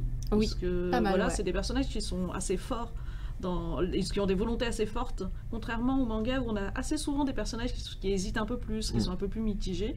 Donc peut-être que ça fait transparaître la personnalité de l'autrice qui a l'air aussi assez convaincue dans ce qu'elle fait. Donc, mais c'est intéressant parce que on en a parlé du titre par exemple dans le podcast que j'anime, MangaCast, et j'étais le plus content du titre au final. C'est-à-dire qu'aucun de nous n'a détesté, on se disait juste qu'on trouvait que c'était un peu... Vous n'êtes pas prêt pour le tome 2 voilà, alors, bon, déjà, on ne savait pas forcément ce qu'il allait y avoir dans le tome 2, donc on jugeait que sur le tome 1. C'est toujours le but quand tu fais de la critique et de la chronique, tu juges sur ce que tu as. Moi, je trouvais justement, là où les autres disaient « Ah, bon, c'est un peu cliché peut-être dans certains trucs », je disais « Bah, je sais pas. » C'est-à-dire que oui, elle joue de clichés qu'on voit souvent, mais il y a une force que j'aime bien dans l'œuvre qui se dégage, quoi. C'est-à-dire que il y a des fois des trucs un peu maladroits, mais c'est très humain, et en fait je préfère vraiment donner ma confiance, en tout cas dans un titre, qui peut avoir des défauts, parce que rien n'est parfait, mais qui est très honnête dans son approche, et c'est ça que j'ai bien aimé, c'est l'approche très honnête en fait du titre. Et le héros, en fait, c'est un truc que j'aime beaucoup, c'est que ça me fait penser, je cite tout le temps cette série-là, c'est un dessin animé américain qui s'appelle Steven Universe, où le personnage en fait est très...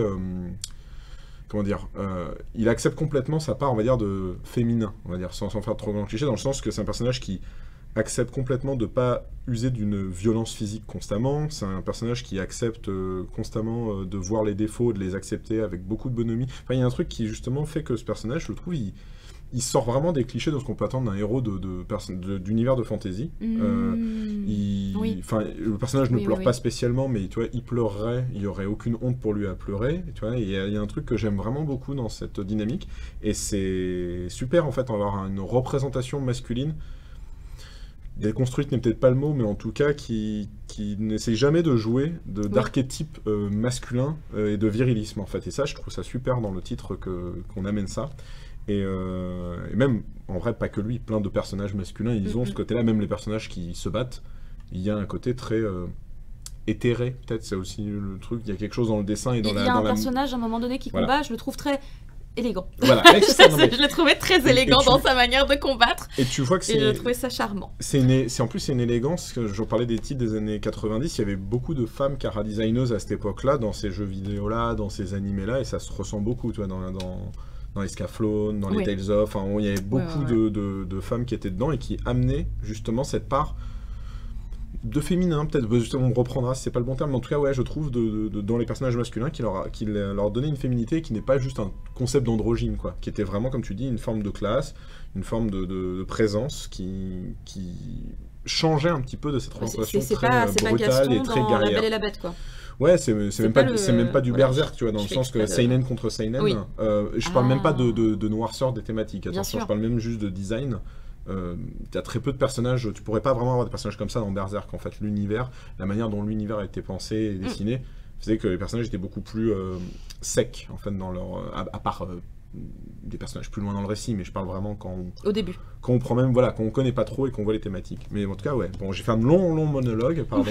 Mais c'est intéressant Mais parce que super. quand tu l'as dit, je me suis dit mais oui c'est une évidence parce que j'ai ressenti la même chose mais je n'arrivais pas forcément à mettre des mots sur le ressenti que j'avais par rapport au personnage. Tu vois, je disais juste qu'il était candide, mais en fait c'est vrai de rappeler et de préciser que en fait c'est pas forcément systématique d'avoir dans un univers comme ça un personnage, un héros, parmi les héros en tout cas, qui va avoir ce type de caractéristiques. Surtout quand tu vois la princesse qui, elle, au contraire, est plutôt à vouloir se battre, en tout cas qui, clairement... Elle ressemble à un héros de shonen. Voilà, elle, pour le coup, elle, littéralement, t'as une nouvelle histoire. Le chapitre avec elle, c'est limite une nouvelle histoire. Je me suis dit, le tome 2, ça serait juste son intrigue à elle, ça ne me dérangerait pas spécialement. Mais non, c'est Sauf vraiment... qu'au tome 2, on va, comme je vous l'ai Oh non, tiens, elle stresse, et ça te quoi, elle me stresse. On va commencer par suivre Hal. Oui, a priori c'est Hal. Parce que du coup, on vous disait, il y avait 2 princes au début. Il y a Kislim, qui Oui. donc est le fameux héros Candide, un peu hors norme pour un héros. Et en fait, il a son, entre guillemets, petit frère qui est aussi un prince, qui s'appelle Hal. Et alors lui, en fait, il est hyper intéressant aussi, mais d'une autre perspective. Parce que du coup, il aurait pu être le héros de cette histoire, mais on sent que c'est pas tout à fait lui. Mais... comment dire, on sent que sur le premier volume, c'est pas lui qui est... Sur le premier volume, en fait, on a 3 personnages et on a du mal à savoir qui est le vrai héros. Mais en tout cas, sur le premier volume, l'accent est quand même beaucoup mis sur Kislim, avec beaucoup d'introspection sur des choses par rapport à ce qu'il vit et des choses qu'il ressent. Alors que finalement, à côté, l'autre prince, on va voir qu'il pourrait suivre un scénario un peu plus classique, dans le sens où il est parfait. Il a les meilleures compétences, c'est le meilleur disciple des chevaliers de la garde. Il y a des intrigues politiques autour de ce personnage qui pourraient laisser pressentir que en fait, c'est lui qui doit être l'héritier du royaume et pas forcément l'autre, etc. Donc il y a des choses qui se mettent en place et du coup, en fait, c'est intéressant de voir ce qui se prépare autour de ce personnage parce que nous, nos yeux, en fait, la manière dont elle nous raconte l'histoire, nos yeux sont braqués quand même plutôt sur... Moi, en tout cas, vraiment, j'étais vraiment sur Kislim. Bon, après, quand on est avec Ouloulou, on est avec Ouloulou, évidemment. Moi, les deux, en vrai. C'est vrai qu'ils ont vraiment... En fait, ce que j'aime bien au début, c'est dans leur binôme, au demeurant, qui sont très attachés l'un à l'autre, malgré les caractères différents. Il y a ce truc, déjà, que tu dis, Al est parfait, Alice sait se battre, ça, mais c'est parce que Kislim... le met en valeur. C'est-à-dire, par exemple, au début, il y a un combat. Ah, tu et il y a dirais ce ça truc. Dans le sens que Kislim, il est très content que Hal se batte avec lui, même pour lui. Enfin, il y a ce truc où il l'encourage à être ce qu'il est, en fait. Ils sont très complémentaires l'un de l'autre. C'est vrai qu'il y a une belle complicité en plus entre les deux, en vrai. C'est un vrai duo et on ça marche très bien. Envie qu'ils restent toujours ensemble. Oui. Oui. T'as des scènes où ils dorment ensemble au début, où ils se parlent dans le lit. Ça, c'est très mignon et c'est vraiment très... Ce que j'aime bien aussi, c'est que, on l'a dit, c'est des princes qui sont jamais sortis du château parce qu'il y a une maladie qui tue les enfants. Et donc jusqu'à l'âge de 13 ans, ils étaient enfermés, mais vraiment dans un truc très limité. Et qu'au début, donc, ils sortent. Et ils découvrent le monde. Page 3. C'est intéressant parce que ça montre complètement leur personnalité. Comme on disait, l'autrice, elle travaille beaucoup ça. C'est que, par exemple, ne serait-ce que par rapport à la nourriture, l'un limite un peu peur parce que lui il a mangé que certains mets toute sa vie. Ah oui, c'est vrai. Alors l'autre il découvre la vie un peu plus rurale, on va dire ça comme ça, et lui il est émerveillé de découvrir les gens plus pauvres, la nourriture de ce que mange le peuple en général. Et c'est des questionnements en vrai parce que ce sont des princes, c'est normalement...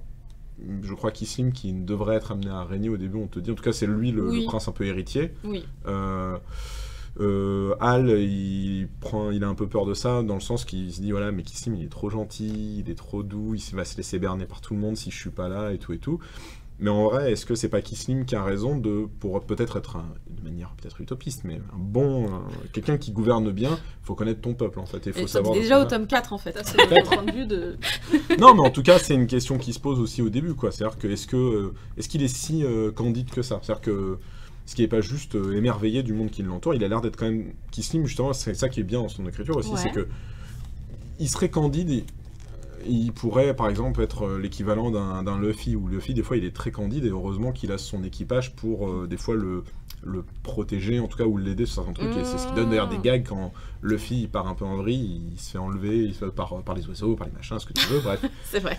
Tu vois, voilà. Kislim, le doute se pose vraiment par moment, dans le peu qu'on comprend, il a l'air quand même d'être beaucoup plus malin, dans le sens, il a l'air d'être un peu faussement candide, quoi, justement. Moi, je trouve que c'est vraiment des trucs qui amènent le...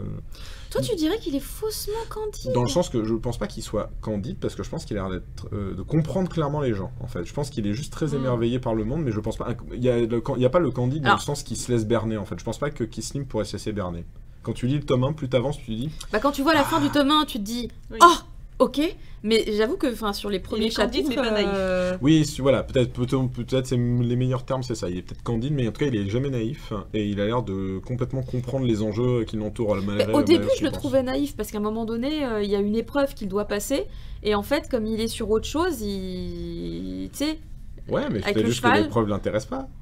Bah oui, mais il y avait un enjeu qui était hyper important pour lui, pourtant. Après, c'est humain, quelque part, selon les périodes, selon ce qui se passe à ce moment-là. Pour lui, ce qui était intéressant, c'était pas l'épreuve, c'était peut-être autre chose. Ouais. J'ai l'impression de voir mon fils. C'est maintenant qu'il fallait se concentrer. Ah, j'étais vraiment dans une espèce de... J'ai transplanté le truc, j'étais en mode... Pourquoi t'as fait ça? C'est aussi ça que je trouve intéressant, c'est que parfois...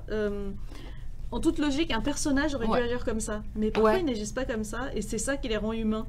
Ah. Et j'ai l'impression de plus voir des humains dans Kikouri no que des personnages.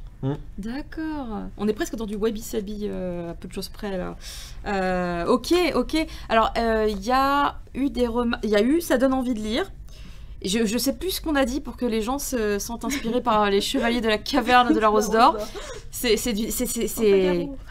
Fantagaro, c'est très daté. Je sais plus si les chaînes de télé continuent à rediffuser à chaque période de Noël. À chaque Noël. À chaque Noël. Hein. Ouais, mais ça fait partie des marronniers de Noël d'M6 avec les films Astérix et Père Noël est une ordure, quoi. Mais je sais pas si ça continue, cette tradition hertzienne. Mais c'est vrai que, par exemple... J'aimais beaucoup parce que ça me faisait penser à des mangas, le Caverne de la Rose d'Or. C'est vrai? Parce que du coup, toi, t'avais déjà effectivement toute cette... Oui, je lis du manga depuis toute petite. Voilà. Mais du coup, c'est vrai que moi, par exemple, dans le sens inverse, quand on me parle de la Caverne de la Rose d'Or, moi, tout de suite, ça me fait penser... à de la fantaisie, à du fantastique. Pour moi, c'est une des références liées à mon enfance, fatalement, mais du coup, c'est parmi mes premières références à ce type d'univers, et du coup, en pensant donc à ce titre, puisqu'il est suggéré par Ryo Saeba sur le chat, en fait, je me dis, en repensant à cet univers-là, comment il a été mis en place, quels sont les liens, éventuellement, qui peuvent exister dans la conception, par exemple, je sais plus, mais il n'y a pas un dragon des fois dans la caverne de la Rose d'Or? J'ai pas regardé. En revanche, t'as pas regardé? Non, je t'avoue que ça m'est passé au-dessus. Je crois qu'il y avait tellement d'éléments, il y a plein d'éléments un peu fantastiques, donc il y avait peut-être quand même un dragon quelque part. Parce que du coup, ici, on est sur un titre fantasy, et on va parler un petit peu justement des titres fantasy, fantastiques. On va peut-être élargir un petit peu la définition du catalogue de Glénat. Mais du coup, les éléments qui nous permettent de dire que c'est un titre fantasy, parce que quand même on a parlé beaucoup finalement de la relation entre les protagonistes, on a parlé des complots politiques, on n'a pas besoin d'être dans un titre fantasy pour parler de ce genre de choses, mais c'est vrai que l'univers qui est mis en place, c'est un univers où en fait les personnages, certains des personnages en fait ont vraiment des pouvoirs, ils utilisent quelque chose qui semble s'apparenter à de la magie. Le terme magie n'est pas forcément apparu dans le manga, mais voilà, il y a quelque chose qui s'y apparente. Voilà, ils ont des pouvoirs. Il y a un dragon.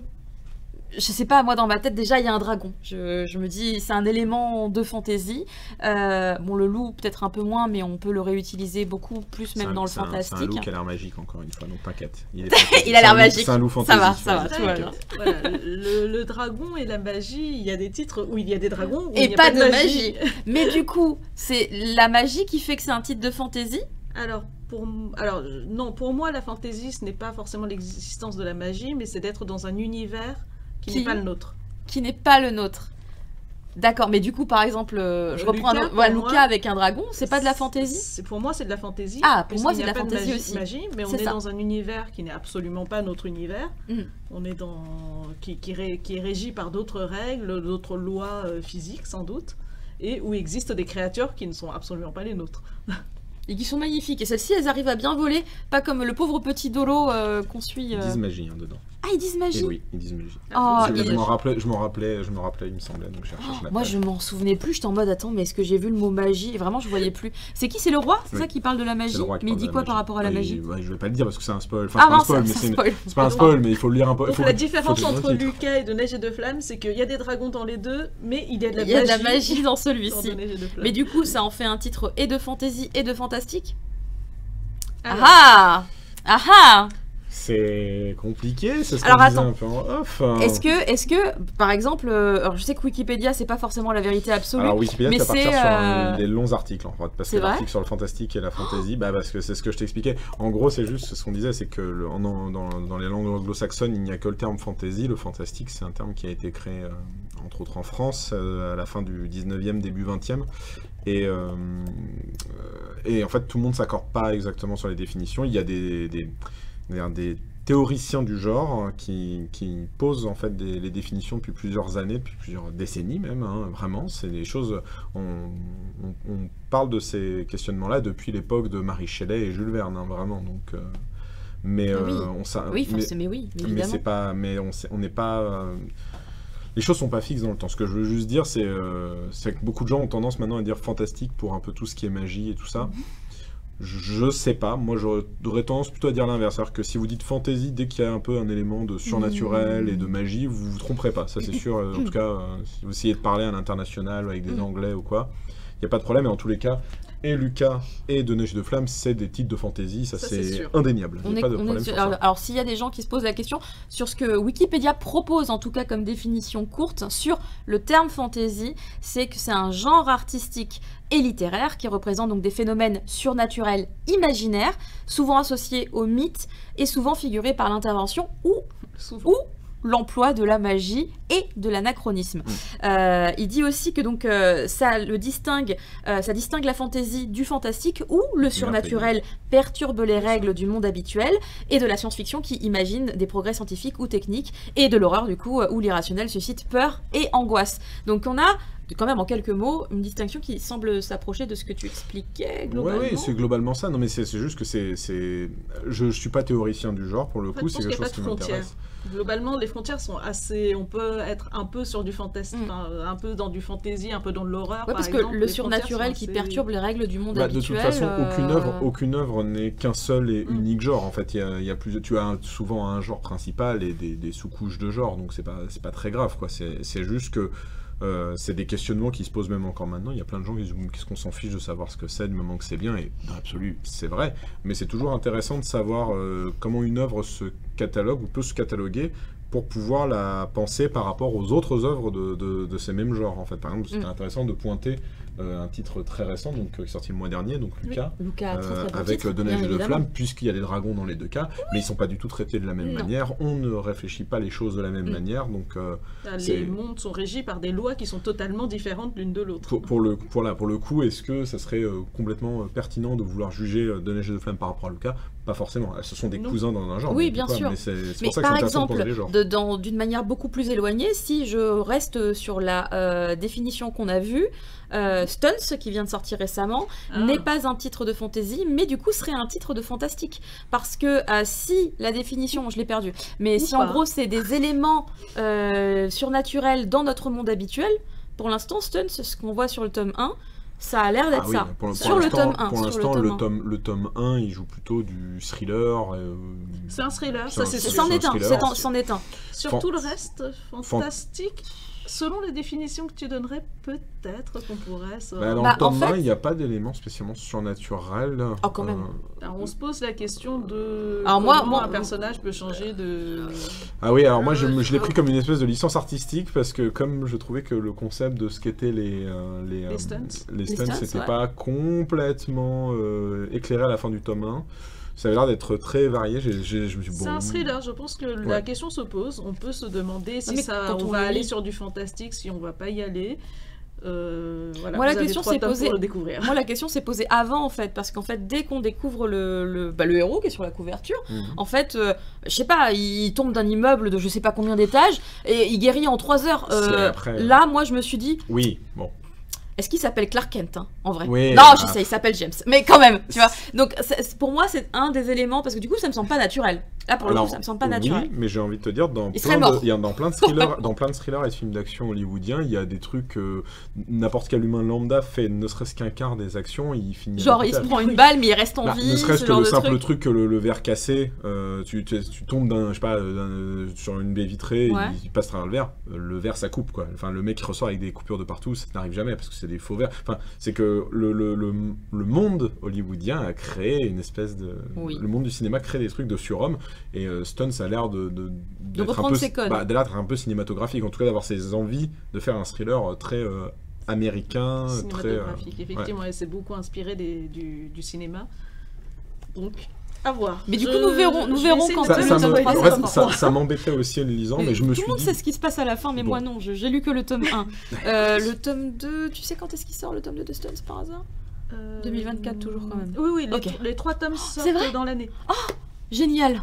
Ah non, parce que tout le monde m'a parlé du tome 3 à l'étage édito là, et du Ça- coup, j'en- Là, il y a ce dessin C'est que pour ça j'aime qu'on bien, le qu'on peut montrer, quand je disais que je pensais au vieux Cara Design, Oh, les ça Flame of rappelle Recca. Magic Knight Rider. Par exemple, Magic Knight Rider, c'est un peu dans la vibe. Du Ryer, fait tout ça, regardez, c'est le dessin. Ah, faut baisser un petit peu Ouais, pour attends, la j'essaie de lumière. montrer, Voilà, c'est comme ça. vraiment celui-là, de la princesse qui est en train de vouloir se d'activer battre et d'activer un pouvoir. tchic, tchic, tchic. Et moi, j'aime vraiment bien cette... Mais moi, je trouvais qu'il y avait des passages qui me vibe. faisaient penser encore à un autre titre. Parce qu'en fait, il y a des passages que je trouve très oniriques dans le premier volume. Et ça me rappelait un peu... Alors, j'ai plus le titre en français, mais c'est Hoseki no Kuni. Ah, l'air des cristaux. Merci. Alors, Je après trouvais- l'ère des cristaux, est-ce qu'on... Mais c'est évidemment un autre univers, mais il y avait des moments un Oui. peu comme ça, suspendus, où je retrouvais une vibe un petit peu... Le truc un peu qu'on peut comparer, moi je trouve, Oui. c'est effectivement assez pertinent, je trouve, c'est que c'est des univers quand t'arrives, t'es un peu posé immédiatresse. Ah oui, par contre, Tu, aussi, c'est... tu comprends pas tout, Ouais. tu peux être perdu quand tu commences ta lecture, et petit à petit, tu vas comprendre un peu plus de l'univers, des personnages, de ce qu'il en découle et tout quoi. Et c'est effectivement, je trouve, les titres, ces deux titres-là, ils ont ce même truc. Mais plusieurs un peu de titres chez Glénat, je trouve, ont Ouais. cette vibe-là. Je pense à Shadow House, tu vois, où tu pars aussi sur un univers C'est vrai où que c'est les règles pareil. sont posées tout de suite, On après on apprend les plus repose. tard. C'est vrai, c'est vrai, c'est Il y a vrai. souvent ce Shadow chose-là. House, il est un peu plus explicatif dans Oui, son... bien sûr. Mais c'est un truc qui est souvent qu'on arrive, une situation, elle existe un peu comme ça, et un peu À vous après, de on découvrir. va remettre en jeu beaucoup de cartes, tu vois, même des titres pas forcément fantasy pure, mais genre je pense à Full Night, là, que je vois. Les Oh, c'est de règles- la SF, du Alors, coup. oui, mais je parle juste dans la structure de comment tu rentres dans l'intrigue, Ah oui. où tu es dans un immédiatresse, on te pose un univers, les personnages sont globalement au courant, toi tu comprends ce qu'on veut bien te donner, et plus tu avances, plus tu découvres qu'il y a des choses qu'on t'avait pas posées, des choses où tu dis bah, c'est pas possible, parce que si ça existe, pourquoi il n'y a pas ça? Et tu découvres plus tard que si, ça Après, existe. c'est tu vois. peut-être une orientation qu'ont les artistes d'aujourd'hui. Alors, il y a les deux choses. Soit on est vraiment sur une œuvre de création et Oui. on a envie de déconstruire un peu les schémas qui ont existé jusqu'à aujourd'hui, qui commencent par il était une fois Oui. dans un château. Et effectivement, on part sur un univers déjà établi, déjà bien réfléchi, sur lequel l'auteur va poser ses personnages et on va découvrir petit à petit. Alors que justement, par exemple, je ne sais pas, on va parler de Rave, par exemple, Oui. qui est aussi dans un univers fantasy. Fantasy, oui, Ouais, tout tout à fait, simplement. tout à fait. Ben oui, Euh, en fait, oui, on, oui, oui. on respecte peut-être un peu plus la narration puisque le héros vit sur une île, il ne sait rien de ce qui se passe Oui. et on va avoir des personnages qui vont venir lui expliquer petit à petit. Donc c'est plus, on va dire, une œuvre qui permet à une personne qui lit pour la première fois, peut-être un manga, peut-être pour la première fois un shonen, peut-être pour la première fois une œuvre de fantasy, de faire ses premiers pas facilement, sans avoir à se poser des milliers de questions, alors que justement sur De Neige et de Flammes, Oui. on s'adresse peut-être pas forcément à un primo-lecteur de fantasy. Peut-être, ouais. On a peut-être besoin d'avoir une petite... Un petit bagage. d'en avoir déjà lu un peu, d'être un peu plus familier de l'univers pour pouvoir un peu mieux comprendre les différences qu'il y a avec ce qu'on a découvert jusque-là. Bon, en tout cas, je trouve que c'est un titre qui me semble assez logique dans ce qui a déjà été proposé par les éditions Glénat, dans les choix de... Oui, il colle bien au catalogue, Clairement, à la ligne clairement, édito. ouais. Là, ça fait partie de nos objectifs de pouvoir faire découvrir de nouveaux auteurs, de nouvelles œuvres, pas forcément qui sont dans la lignée des shonen qui cartonnent au Japon. On ne fait pas que ça, évidemment. on a des titres comme ça. Mais voilà, l'intérêt pour moi en tout cas, c'est que le catalogue puisse avoir des titres très différents, qui puissent proposer des œuvres intéressantes à lire et à découvrir pour tout le monde. Et du coup, on n'attend plus que ça, en fait, que vous alliez tester dès demain le titre en librairie. Après, si on peut s'amuser à énumérer un petit peu quels sont les titres fantasy du catalogue de Glénat. Moi, j'ai un listing qui a été fait par les équipes de Glénat, évidemment. On va mâcher le travail à ce niveau-là. Mais effectivement, on en parlait, Berserk, puisque même si c'est de la dark fantasy, ça reste évidemment quand même du coup fantasy. Je pense que l'œuvre la plus fantasy au catalogue, c'est Berserk. C'est Berserk. Il y a Claymore aussi, évidemment. Alors du coup, on reste avec le même artiste, puisque du coup Ariadne aussi rentre un petit peu dans la même catégorie. On en a parlé à l'instant, on a Luca, voilà, fantasy, sans magie, voilà, mais de la fantasy quand même. Alors, c'est Shangri-La, mais c'est dans un jeu vidéo. Mais du coup, c'est les éléments de fantasy dans le jeu vidéo. C'est toujours un peu compliqué, oui. C'est un jeu vidéo d'Heroic Fantasy, donc... C'est ça, c'est que Shangri-La en lui-même, c'est plus de la science-fiction, puisqu'on est dans un univers où on peut rentrer dans un jeu en VR. Mais par contre, l'univers qui est décrit jeu vidéo, dans le jeu Shangri-La Frontier, dans le manga Shangri-La Frontier, c'est un jeu de fantasy. Lui, c'est un jeu de fantasy. Donc ça, en tout cas, on reste vraiment dedans. On a aussi le titre français Orion. Il est là-bas. Voilà, magnifique ici, très très beau, avec donc déjà 5 tomes de sortie. On peut faire des parallèles avec De Neige et de Flammes, puisque Orion commence aussi... La narration et puis les deux héros courent dans la neige. Mais c'est vrai. Alors, en plus... Je viens de me rendre compte. C'est vrai que Orion, pour le coup, la narration est aussi très particulière, parce que du coup, il ne respecte pas forcément un rythme de... Tous nos chapitres font 45 pages. Mais ce chapitre-là va faire tant de pages, celui-ci sera beaucoup plus long, celui-ci beaucoup plus court. Donc c'est aussi quelque chose d'un petit peu étonnant quand en fait on découvre... Les auteurs français, ils peuvent construire leur récit comme ils l'entendent. Comme ils leur les obligations d'un magazine qui impose des 18 pages. Donc c'est vrai que ça aussi, du coup, ça leur permet en fait de prendre totalement les rênes de comment ils veulent narrer leur histoire.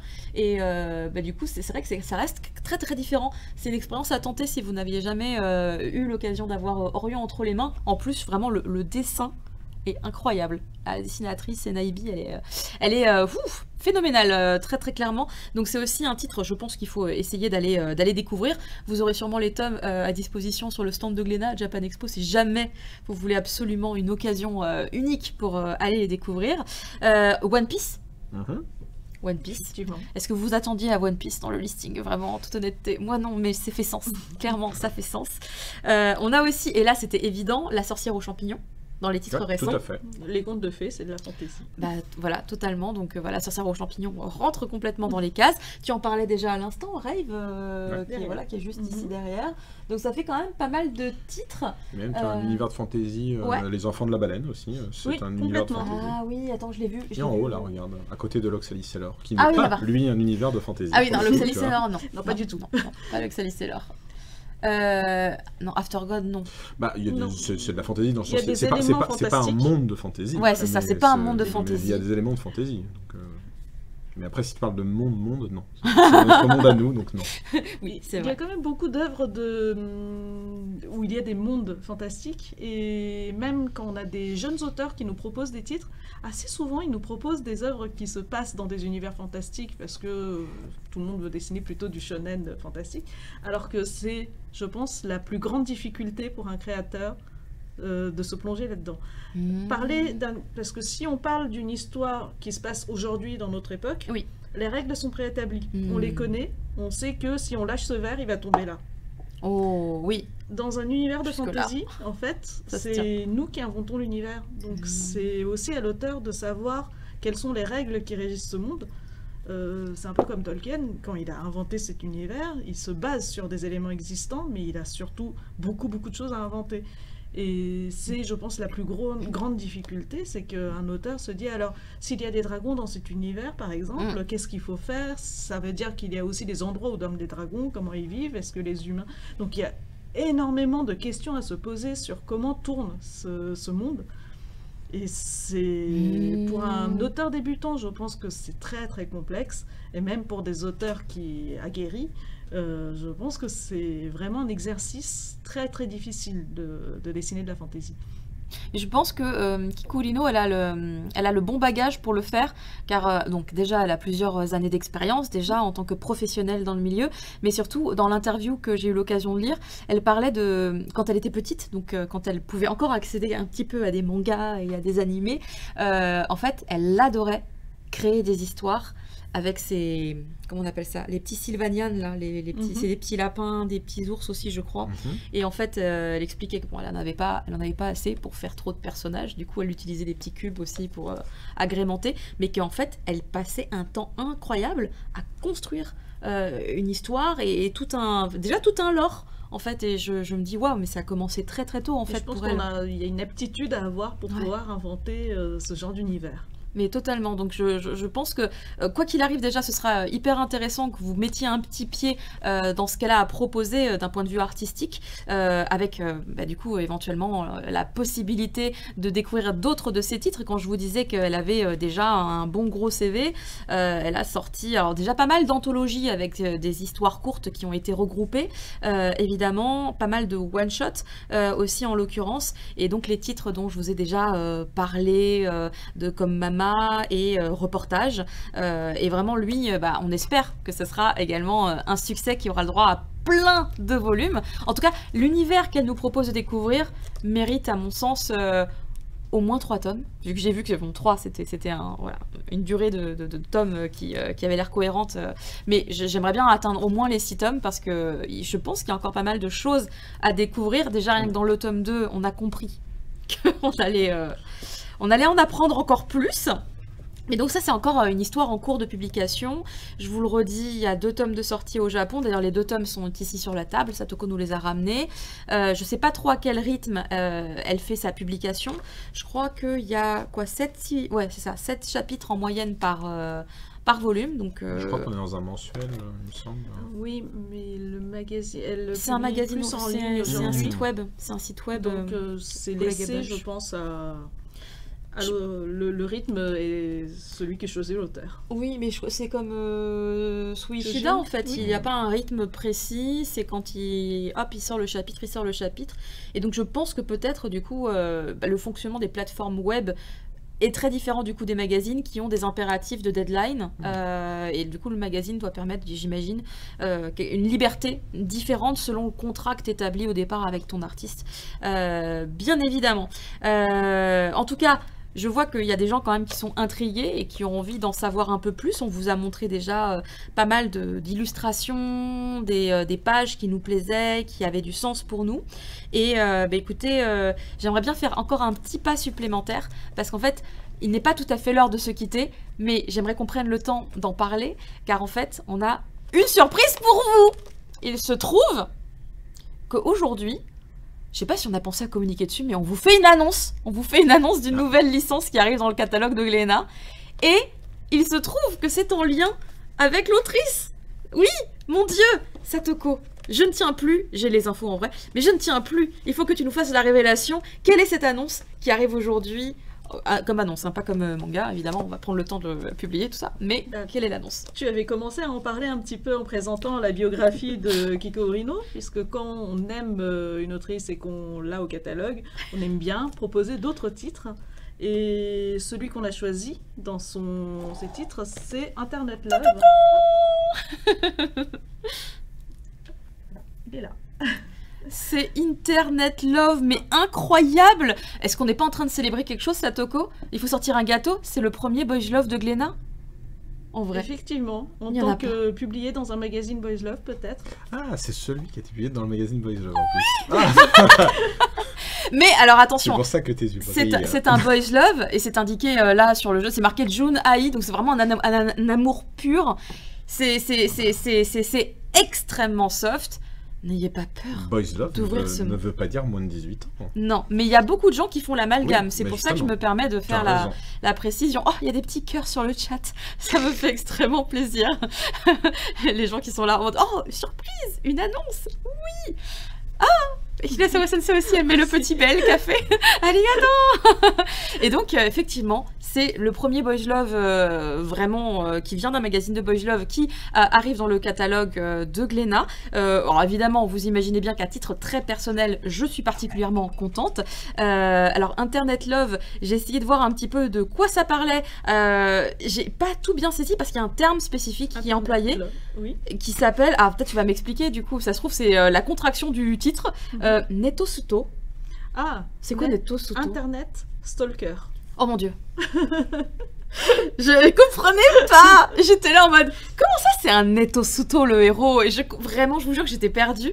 Il y avait aucun des dictionnaires que j'avais qui m'expliquait le sens de ce mot, et je me disais c'est forcément la compta, c'est 2 mots sûrement ensemble, mais je voyais pas. Je voyais pas du tout. Tu le remets devant. Tu veux que je te le donne? Tu préfères? Ah bah moi tu peux le feuilleter. Voilà, je peux le feuilleter, on peut évidemment vous montrer. Alors en plus ce qui est intéressant c'est que tout à l'heure, je sais plus qui parlait du fait qu'elle dessinait pas forcément non plus tous ces titres de la même manière, et c'est vrai que là ici le chara design est encore assez différent finalement de ce qu'on retrouve. C'est sa patte. Les expressions des personnages surtout, mais effectivement elle a un trait peut-être un peu plus adulte. Elle a un trait... C'est une œuvre qu'elle a dessinée un peu plus tôt aussi dans sa carrière. Ah bon, moi j'ai noté 2022. C'est peut-être l'édition qui est sortie, l'ouvrage relié. Peut-être l'ouvrage relié. Oh, ça doit être presque kiff. Mais en 2022, ce qui s'est passé, c'est qu'il y a eu un gros buzz sur Internet aussi sur ce titre. Et c'est aussi là que je l'ai découvert. Je me suis dit, tiens, le nom de cette autrice me dit quelque chose. D'accord. Et effectivement, c'est un boys love, c'est une belle histoire d'amour sur 2 personnes que tout sépare, c'est la rencontre du Net Stalker.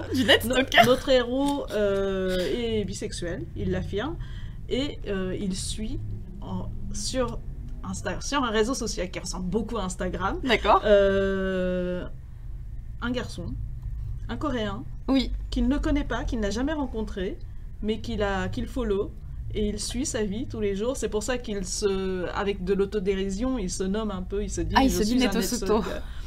Et en fait, au fur et à mesure qu'il a suivi sa vie, il commence à réaliser qu'il a beaucoup d'affection pour cette personne. Et c'est le moment où leur rencontre va se faire que des relations vont se développer entre ces 2 personnages que tout sépare, puisque déjà, ils ne sont pas de la même nationalité, ils ne parlent pas la même langue. Donc, et comment il fait pour comprendre les posts? Ils ont un langage commun, l'amour. Et puis l'anglais. Ah oui. Oui, bah oui, tout évidemment. Simplement. J'ai beaucoup aimé ce côté réaliste, justement, où quand un japonais et un coréen se rendent compte que les 2 ne parlent pas tellement bien leur langue, qu'ils essayent d'échanger des mots en anglais et qu'ils arrivent quand même à se comprendre plus ou moins. Oui. Et voilà, il y a un côté vraiment très frais, justement, sur cet échange de personnes qui sont rencontrées sur les réseaux sociaux, mais qui finalement réalisent qu'ils ont peut-être des choses en commun plus que des personnes qu'ils connaissent dans la vie réelle.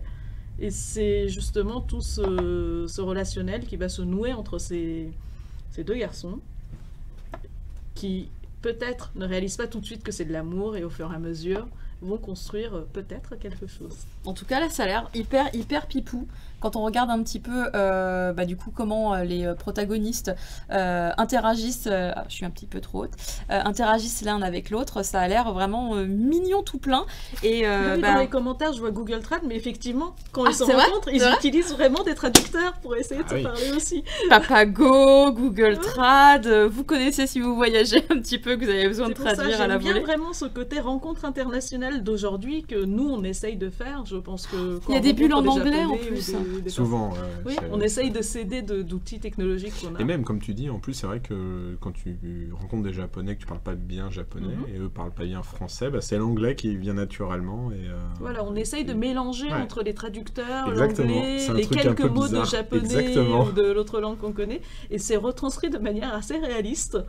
Donc je me demandais si l'autrice avait elle-même eu ce genre d'expérience, parce que c'est très réaliste justement. Mais du coup, on est encore sur une des thématiques phares finalement de l'autrice, à savoir la relation entre 2 humains, et la manière dont c'est retranscrit dans notre société. C'est extrêmement moderne, je pense, comme terme, Netosuto. le net stalker. T'en remets pas, Je me remets pas de cette révélation. Je me remets pas. Parce non que mais tu découvres que c'est ce que tu es un peu peut-être au fond de toi. Non, j'ai pas le temps. J'ai pas le temps. Je n'ai plus le temps. Mais avant peut-être. Il y a une scène hors histoire d'amour que j'ai beaucoup appréciée. C'est une des amies du héros qui lui explique que elle suit des gens sur internet, mais que ce sont des idoles et qu'elle a des bias. Donc des personnes qu'elle suit, bias, mais qu'elle n'est pas net stalker puisque ce sont des gens qu'elle est habilitée à suivre et c'est leur profession, enfin c'est leur métier, comme c'est des célébrités, elle a le droit de les suivre et elle a le droit d'être fan. Alors que lui suit une personne lambda et que là, ça devient un peu creepy.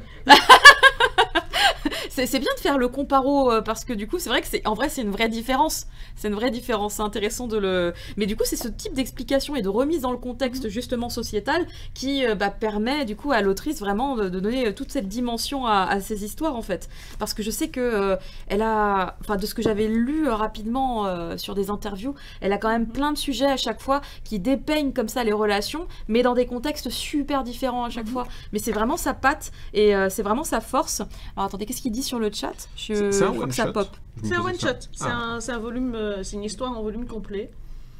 Il n'y a pas de 1 nulle part. Ouais, mais je l'avais vu, mais je faisais exprès pour qu'on le dise. Après, des fois, dans le Boys Love, c'est la surprise. C'est qu'on fait des one-shots et puis il y a eu trop de succès. Faut absolument que tu fasses autre chose. Ça arrive. Mais là, peut-être que ce sera pas le cas parce que si l'histoire se finit vraiment bien. L'autrice elle-même dit que c'est une œuvre qu'elle a réalisée, qu'elle voulait faire. Et elle raconte des récits de relations compliquées. Elle voulait un récit de relations évidemment compliqué, mais avec un peu de bonheur.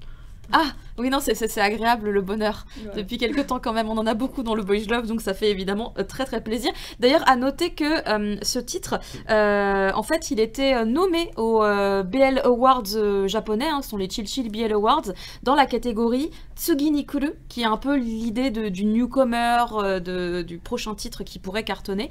Et en fait, il a été nommé dans cette catégorie, donc ça c'est quand même hyper cool, ça veut dire que du coup, il a été aussi repéré, et c'est une manière pour moi vraiment de montrer à quel point finalement elle a un univers très dense cette autrice parce que elle arrive avec un premier titre comme ça de Boys Love et top direct elle arrive à être nommée dans cette catégorie sachant qu'en vrai en Boys Love au Japon par an il y a tellement de choses. Il doit y avoir 200 nouveaux artistes. Peut-être j'exagère un peu, mais en vrai, très peu. Je pense que j'exagère très peu. C'est vraiment devenu la bataille et donc elle arrive à se glisser là-dedans direct. Et donc pour moi, c'est vraiment une preuve de qualité et une preuve de popularité même au Japon. Après, elle se démarque un peu du reste de la production aussi, certainement. Elle était peut-être aussi attendue parce qu'elle avait déjà une carrière de mangaka. Et ça, c'est possible aussi. C'est toujours un truc intéressant. Non, ça enlève pas la qualité du truc, mais c'est toujours... Tout le monde dit que t'as un auteur de manga, il se met d'un coup dans un registre comme le BL, qui est une catégorie quand même très à part sur plein de points, tu peux être très curieux de ce qui va en sortir, quoi. C'est vrai qu'on a plus vu l'inverse des autrices de BL oui, c'est vrai que c'est plus souvent ça. Du seinen ou du shoujo, alors que là, on est vraiment dans un schéma plutôt inversé. Oui, c'est vrai que c'est plus original dans ce sens-là. Parce que j'essaie de repenser, est-ce que j'en connais d'autres qui ont fait dans ce sens-là? Là, comme ça me vient pas tout de suite. Parce que justement, en fait, quand je vous racontais comment est-ce que Kiko Urino, elle a commencé en faisant des doujinshi, elle a été repérée au Comitia, etc. En fait, il y a pas mal d'artistes qui font du BL, qui ont débuté aussi bien comme ça, qui ont été repérés dans ce type d'événement, mais qui, du coup, proposaient des contenus BL et qui se sont, du coup, dirigés naturellement vers le BL pour continuer leur carrière et se lancer professionnellement. Et après, effectivement, par la suite, tenter d'aller dans d'autres univers. Mais c'est vrai que dans ce sens-là, du coup, je suis très curieuse. Là, par contre, ce que je ne sais pas du tout, c'est dans les doujinshi qu'elle faisait. C'était quoi les sujets? Est-ce qu'elle touchait, est-ce qu'elle frôlait déjà l'univers du Boys Love ou pas du tout? Vu qu'elle a fait le comiquette aussi, peut-être un peu. Quel jour elle y allait? C'est la question. C'est selon le jour, effectivement. En fonction du jour, tu sauras un peu plus. Il n'y a pas les mêmes stands. Donc c'est vrai que c'est le seul élément qui n'était pas du tout dévoilé sur l'interview. Par contre, le fait qu'elle avait fait du doujinshi, c'était très évident, puisqu'en plus elle parlait de ses relations avec d'autres doujinshika. Donc c'était hyper cool, mais qu'est-ce qu'il y avait comme histoire? Alors, je sais qu'il y avait le titre avec lequel elle a été repérée au Comitia, c'était Haruto no Hanko, enfin le crime de Haruto. Donc, je pense que c'est pas un BL. A priori, ça doit pas être un BL. Ça dépend.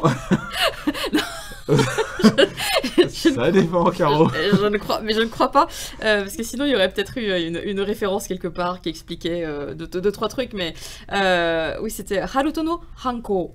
C'est ça. Hein. Et donc c'était le doujinshi qui lui a permis d'intégrer par la suite le magazine qui s'appelle Rakuen Paradis. On va espérer qu'il y ait des journalistes qui s'intéressent à l'autrice et qu'on puisse avoir des interviews, on peut lui poser des questions. Oui, s'il vous plaît. Déjà rien que moi en fait, on pourrait faire une émission où on l'interviewe un jour peut-être, on sait pas, on verra bien. Mais très clairement, je pense qu'il y a plein de choses encore à découvrir de cet artiste et c'est vraiment le côté un peu, c'est maintenant et tout est nouveau puisqu'en fait comme on ne la connaît pas, on connaît pas son parcours. En France, en tout cas, il y a tout à découvrir de ce qu'elle a à proposer et de ce qu'elle a déjà fait, en fait. C'est ça aussi, c'est qu'elle a déjà un CV assez long sur donc, tous ses travaux au Japon. Et donc, voilà, l'arrivée comme ça de 2 titres de Kiko Urino qui débarquent en France très bientôt. Alors lui, on a un horizon pour la publication cet automne. Ah, déjà aussi ça va être rapide. Il n'arrivera pas trop loin du tome 2. Ce que j'allais dire, entre les 2 tomes de Neige et de Flamme, t'auras Internet, je ne sais plus comment. Internet Love. Mais c'est merveilleux, mais c'est trop bien. Ah bah franchement, c'est presque Noël avant Noël. T'auras ta dose de Kiko Urino. Voilà, exactement. Non mais parce qu'en plus, il est intenable. Le teasing qu'elle nous a fait sur le tome 2, il est un peu intenable. Surtout que si tu regardes la cover du tome 2, on en parlera en off, mais... On en parlera en off. Mais par contre, du coup, ça montre que le héros de Neige et de Flamme, on le voit effectivement, tu l'avais dit tout à l'heure, tout le temps avec les... On dirait qu'il a les joues rougis. Et ben, on voit bien qu'il avait effectivement les joues tout le temps bien rouges, le nez bien rouge aussi. C'était pas vraiment juste pour faire des traits, quoi. On le voit aussi dans la version couleur de la couverture du tome 2. C'est très marqué aussi. Oui, du coup, on voit quelque chose sur la cover du tome 2. Il a le visage un peu plus grand quand même. Ah oui, bah il a... oui. Bah si l'autre il a grandi, c'est pas possible que lui grandisse pas. Mais on aurait pu rester sur un visage poupon. Ah. Tu vois, mais pas du tout, il a un visage d'adulte. C'est un homme. Ah, c'est un visage d'homme. Ouais, mais je trouve qu'il est toujours très poupon. Ah bah oui, il a toujours l'expression. Ouais, voilà. L'expression, mais il a plus le même visage. Ses yeux et tout. Mais oui, après la forme de son visage, on voit que c'est quelqu'un qui a grandi, mais bon, voilà. Bonsoir, j'aimerais savoir s'il serait possible un jour de revoir chez vous les Gurren Lagann. Alors non, malheureusement, l'éditeur a repris ses droits, donc il n'est plus actuellement chez nous. En tout cas, pour répondre à Blue Pixel, tu as bien entendu qu'il arrivera à l'automne, hein, le BL de Kiko Urino. Ce sera pour l'automne, si jamais on l'avait dit trop vite. On relancera, on en reparlera quand il arrivera. Voilà, de toute manière. Mais n'hésitez pas, c'est le premier. Peut-être pas le dernier, on ne sait pas. Mais si vous nous encouragez dessus... En tout cas, moi je suis très très contente. C'était inattendu. Hein. Il faut savoir que j'ai découvert que ce titre allait arriver dans le catalogue de Glénat purement par hasard. En déjeunant avec les membres de l'équipe en mode oui d'ailleurs ce titre Boys Love. Quoi, comment je me suis étouffée avec mon morceau de viande. Donc c'est... Après on l'a toujours dit, on ne s'interdit aucun genre. C'est vraiment l'intérêt du titre qui nous intéresse. Donc on va pas ostraciser, on va pas éviter une catégorie d'œuvres parce que ça fait partie d'un genre. Un boys love, c'est une belle histoire d'amour, c'est vraiment un beau récit entre 2 personnages. On va le publier. Voilà, est-ce que vous êtes contents? Moi je suis très contente, toujours heureuse d'avoir des mangas BL. Voilà, bah écoutez, on est plusieurs à être heureux, c'est merveilleux. On est qu'au printemps, oh fouloulou, l'automne va arriver très vite. Japan Expo c'est demain littéralement. Oh, c'est l'été aujourd'hui. Non, il faut encore attendre un mois, c'est bien ce que je me disais. Je me disais, attends, mais quoi, on a fait un bond dans le temps. L'été, c'est dans pas longtemps, mais c'est vrai qu'il commence à se réchauffer le temps. On n'est pas dans le royaume du feu, mais ça commence de temps en temps. Quoi? Là, c'est le royaume de la grisaille, là, aujourd'hui. C'est le royaume de la pluie et du ciel gris. Voilà, peut-être que c'est ce qu'il y a dans la frontière et qu'on n'a pas bien vu. Mais on prévient en avance, comme ça, il y a le temps de faire des économies, 1 euro tous les mois. Ah ouais. Eh bien, c'est parfait. En tout cas, voilà, ils ont hâte. Comment ça, dépression? Merci. Mais non, mais pas du tout. Ça va arriver très très vite l'automne. Et l'automne arrive avec un joli petit BL. Ne pensons pas à la grisaille qui arrivera à l'automne aussi. Hein. N'imaginons pas. Ne voyons pas ça. Voyons plutôt les titres hyper cool et attendus qui vont débarquer dans les librairies. En tout cas, nous arrivons à la fin de l'émission car il est quasiment 20h. Et j'ai juste le temps du coup de remercier les invités et surtout de vous expliquer quel sera le prochain live. Parce que si les informations n'ont pas changé, vu qu'on ne m'a pas communiqué de changement, je vais considérer que c'est toujours le live pour vous parler de One Piece, que ce sera toujours donc le mardi 4 juin, et que c'est pas à 18h. ou c'est à 18h? Ce sera donc un live exceptionnellement à midi.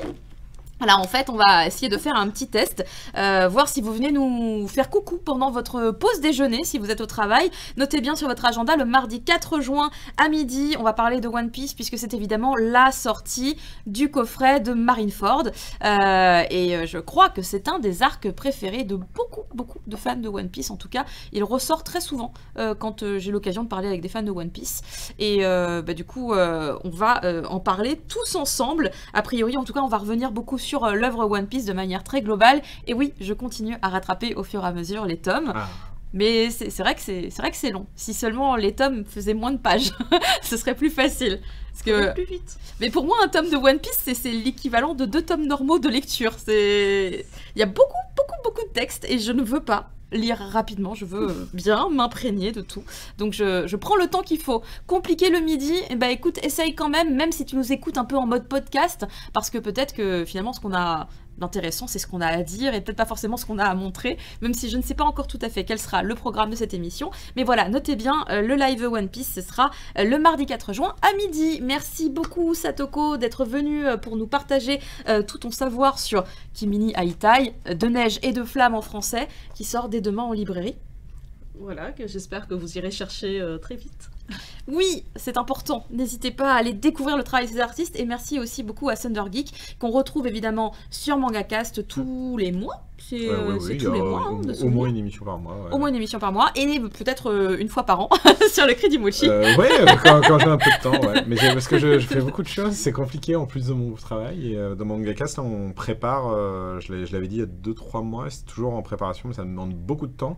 Une émission sur Toriyama. Pour revenir justement sur la disparition du maître, comme on l'avait fait avec Leiji Matsumoto l'année dernière. C'est juste que traiter d'un tel artiste, ça demande du temps, et on peut pas juste rester sur Dragon Ball. On a envie de traiter de l'ensemble de son travail, Dr. Slump, son travail de chara-designer, enfin voilà. Et ça demande de passer par pas mal de recherches personnelles déjà pour moi, et de trouver aussi des invités qui sont calés, mais qui ne sont pas forcément ceux qu'on a vus partout, non pas qu'ils ne sont pas pertinents, mais c'est bien aussi d'avoir d'autres visions, d'autres points de vue, donc voilà. Donc ça me demande un peu de temps, et du coup je peux toujours pas donner de date sur cette émission-là, mais elle est prévue dans l'année. Voilà, c'est dans les cartons. C'est dans les cartons, c'est prévu. Très bien, et ben merci beaucoup Thunder, et merci donc encore à tous les deux d'avoir été avec nous. Merci aussi à vous qui êtes sur le chat de nous avoir suivis, peu importe l'endroit duquel vous nous regardez, parce qu'après tout, Internet, c'est le monde entier. Et on vous donne rendez-vous du coup dans 2 semaines, ou peut-être pas tout à fait dans 2 semaines, mais en tout cas, on vous donne rendez-vous le mardi 4 juin, et notez bien, l'horaire qui sera différent, ce sera à midi pour parler de One Piece. Bonne soirée à tous. Ciao.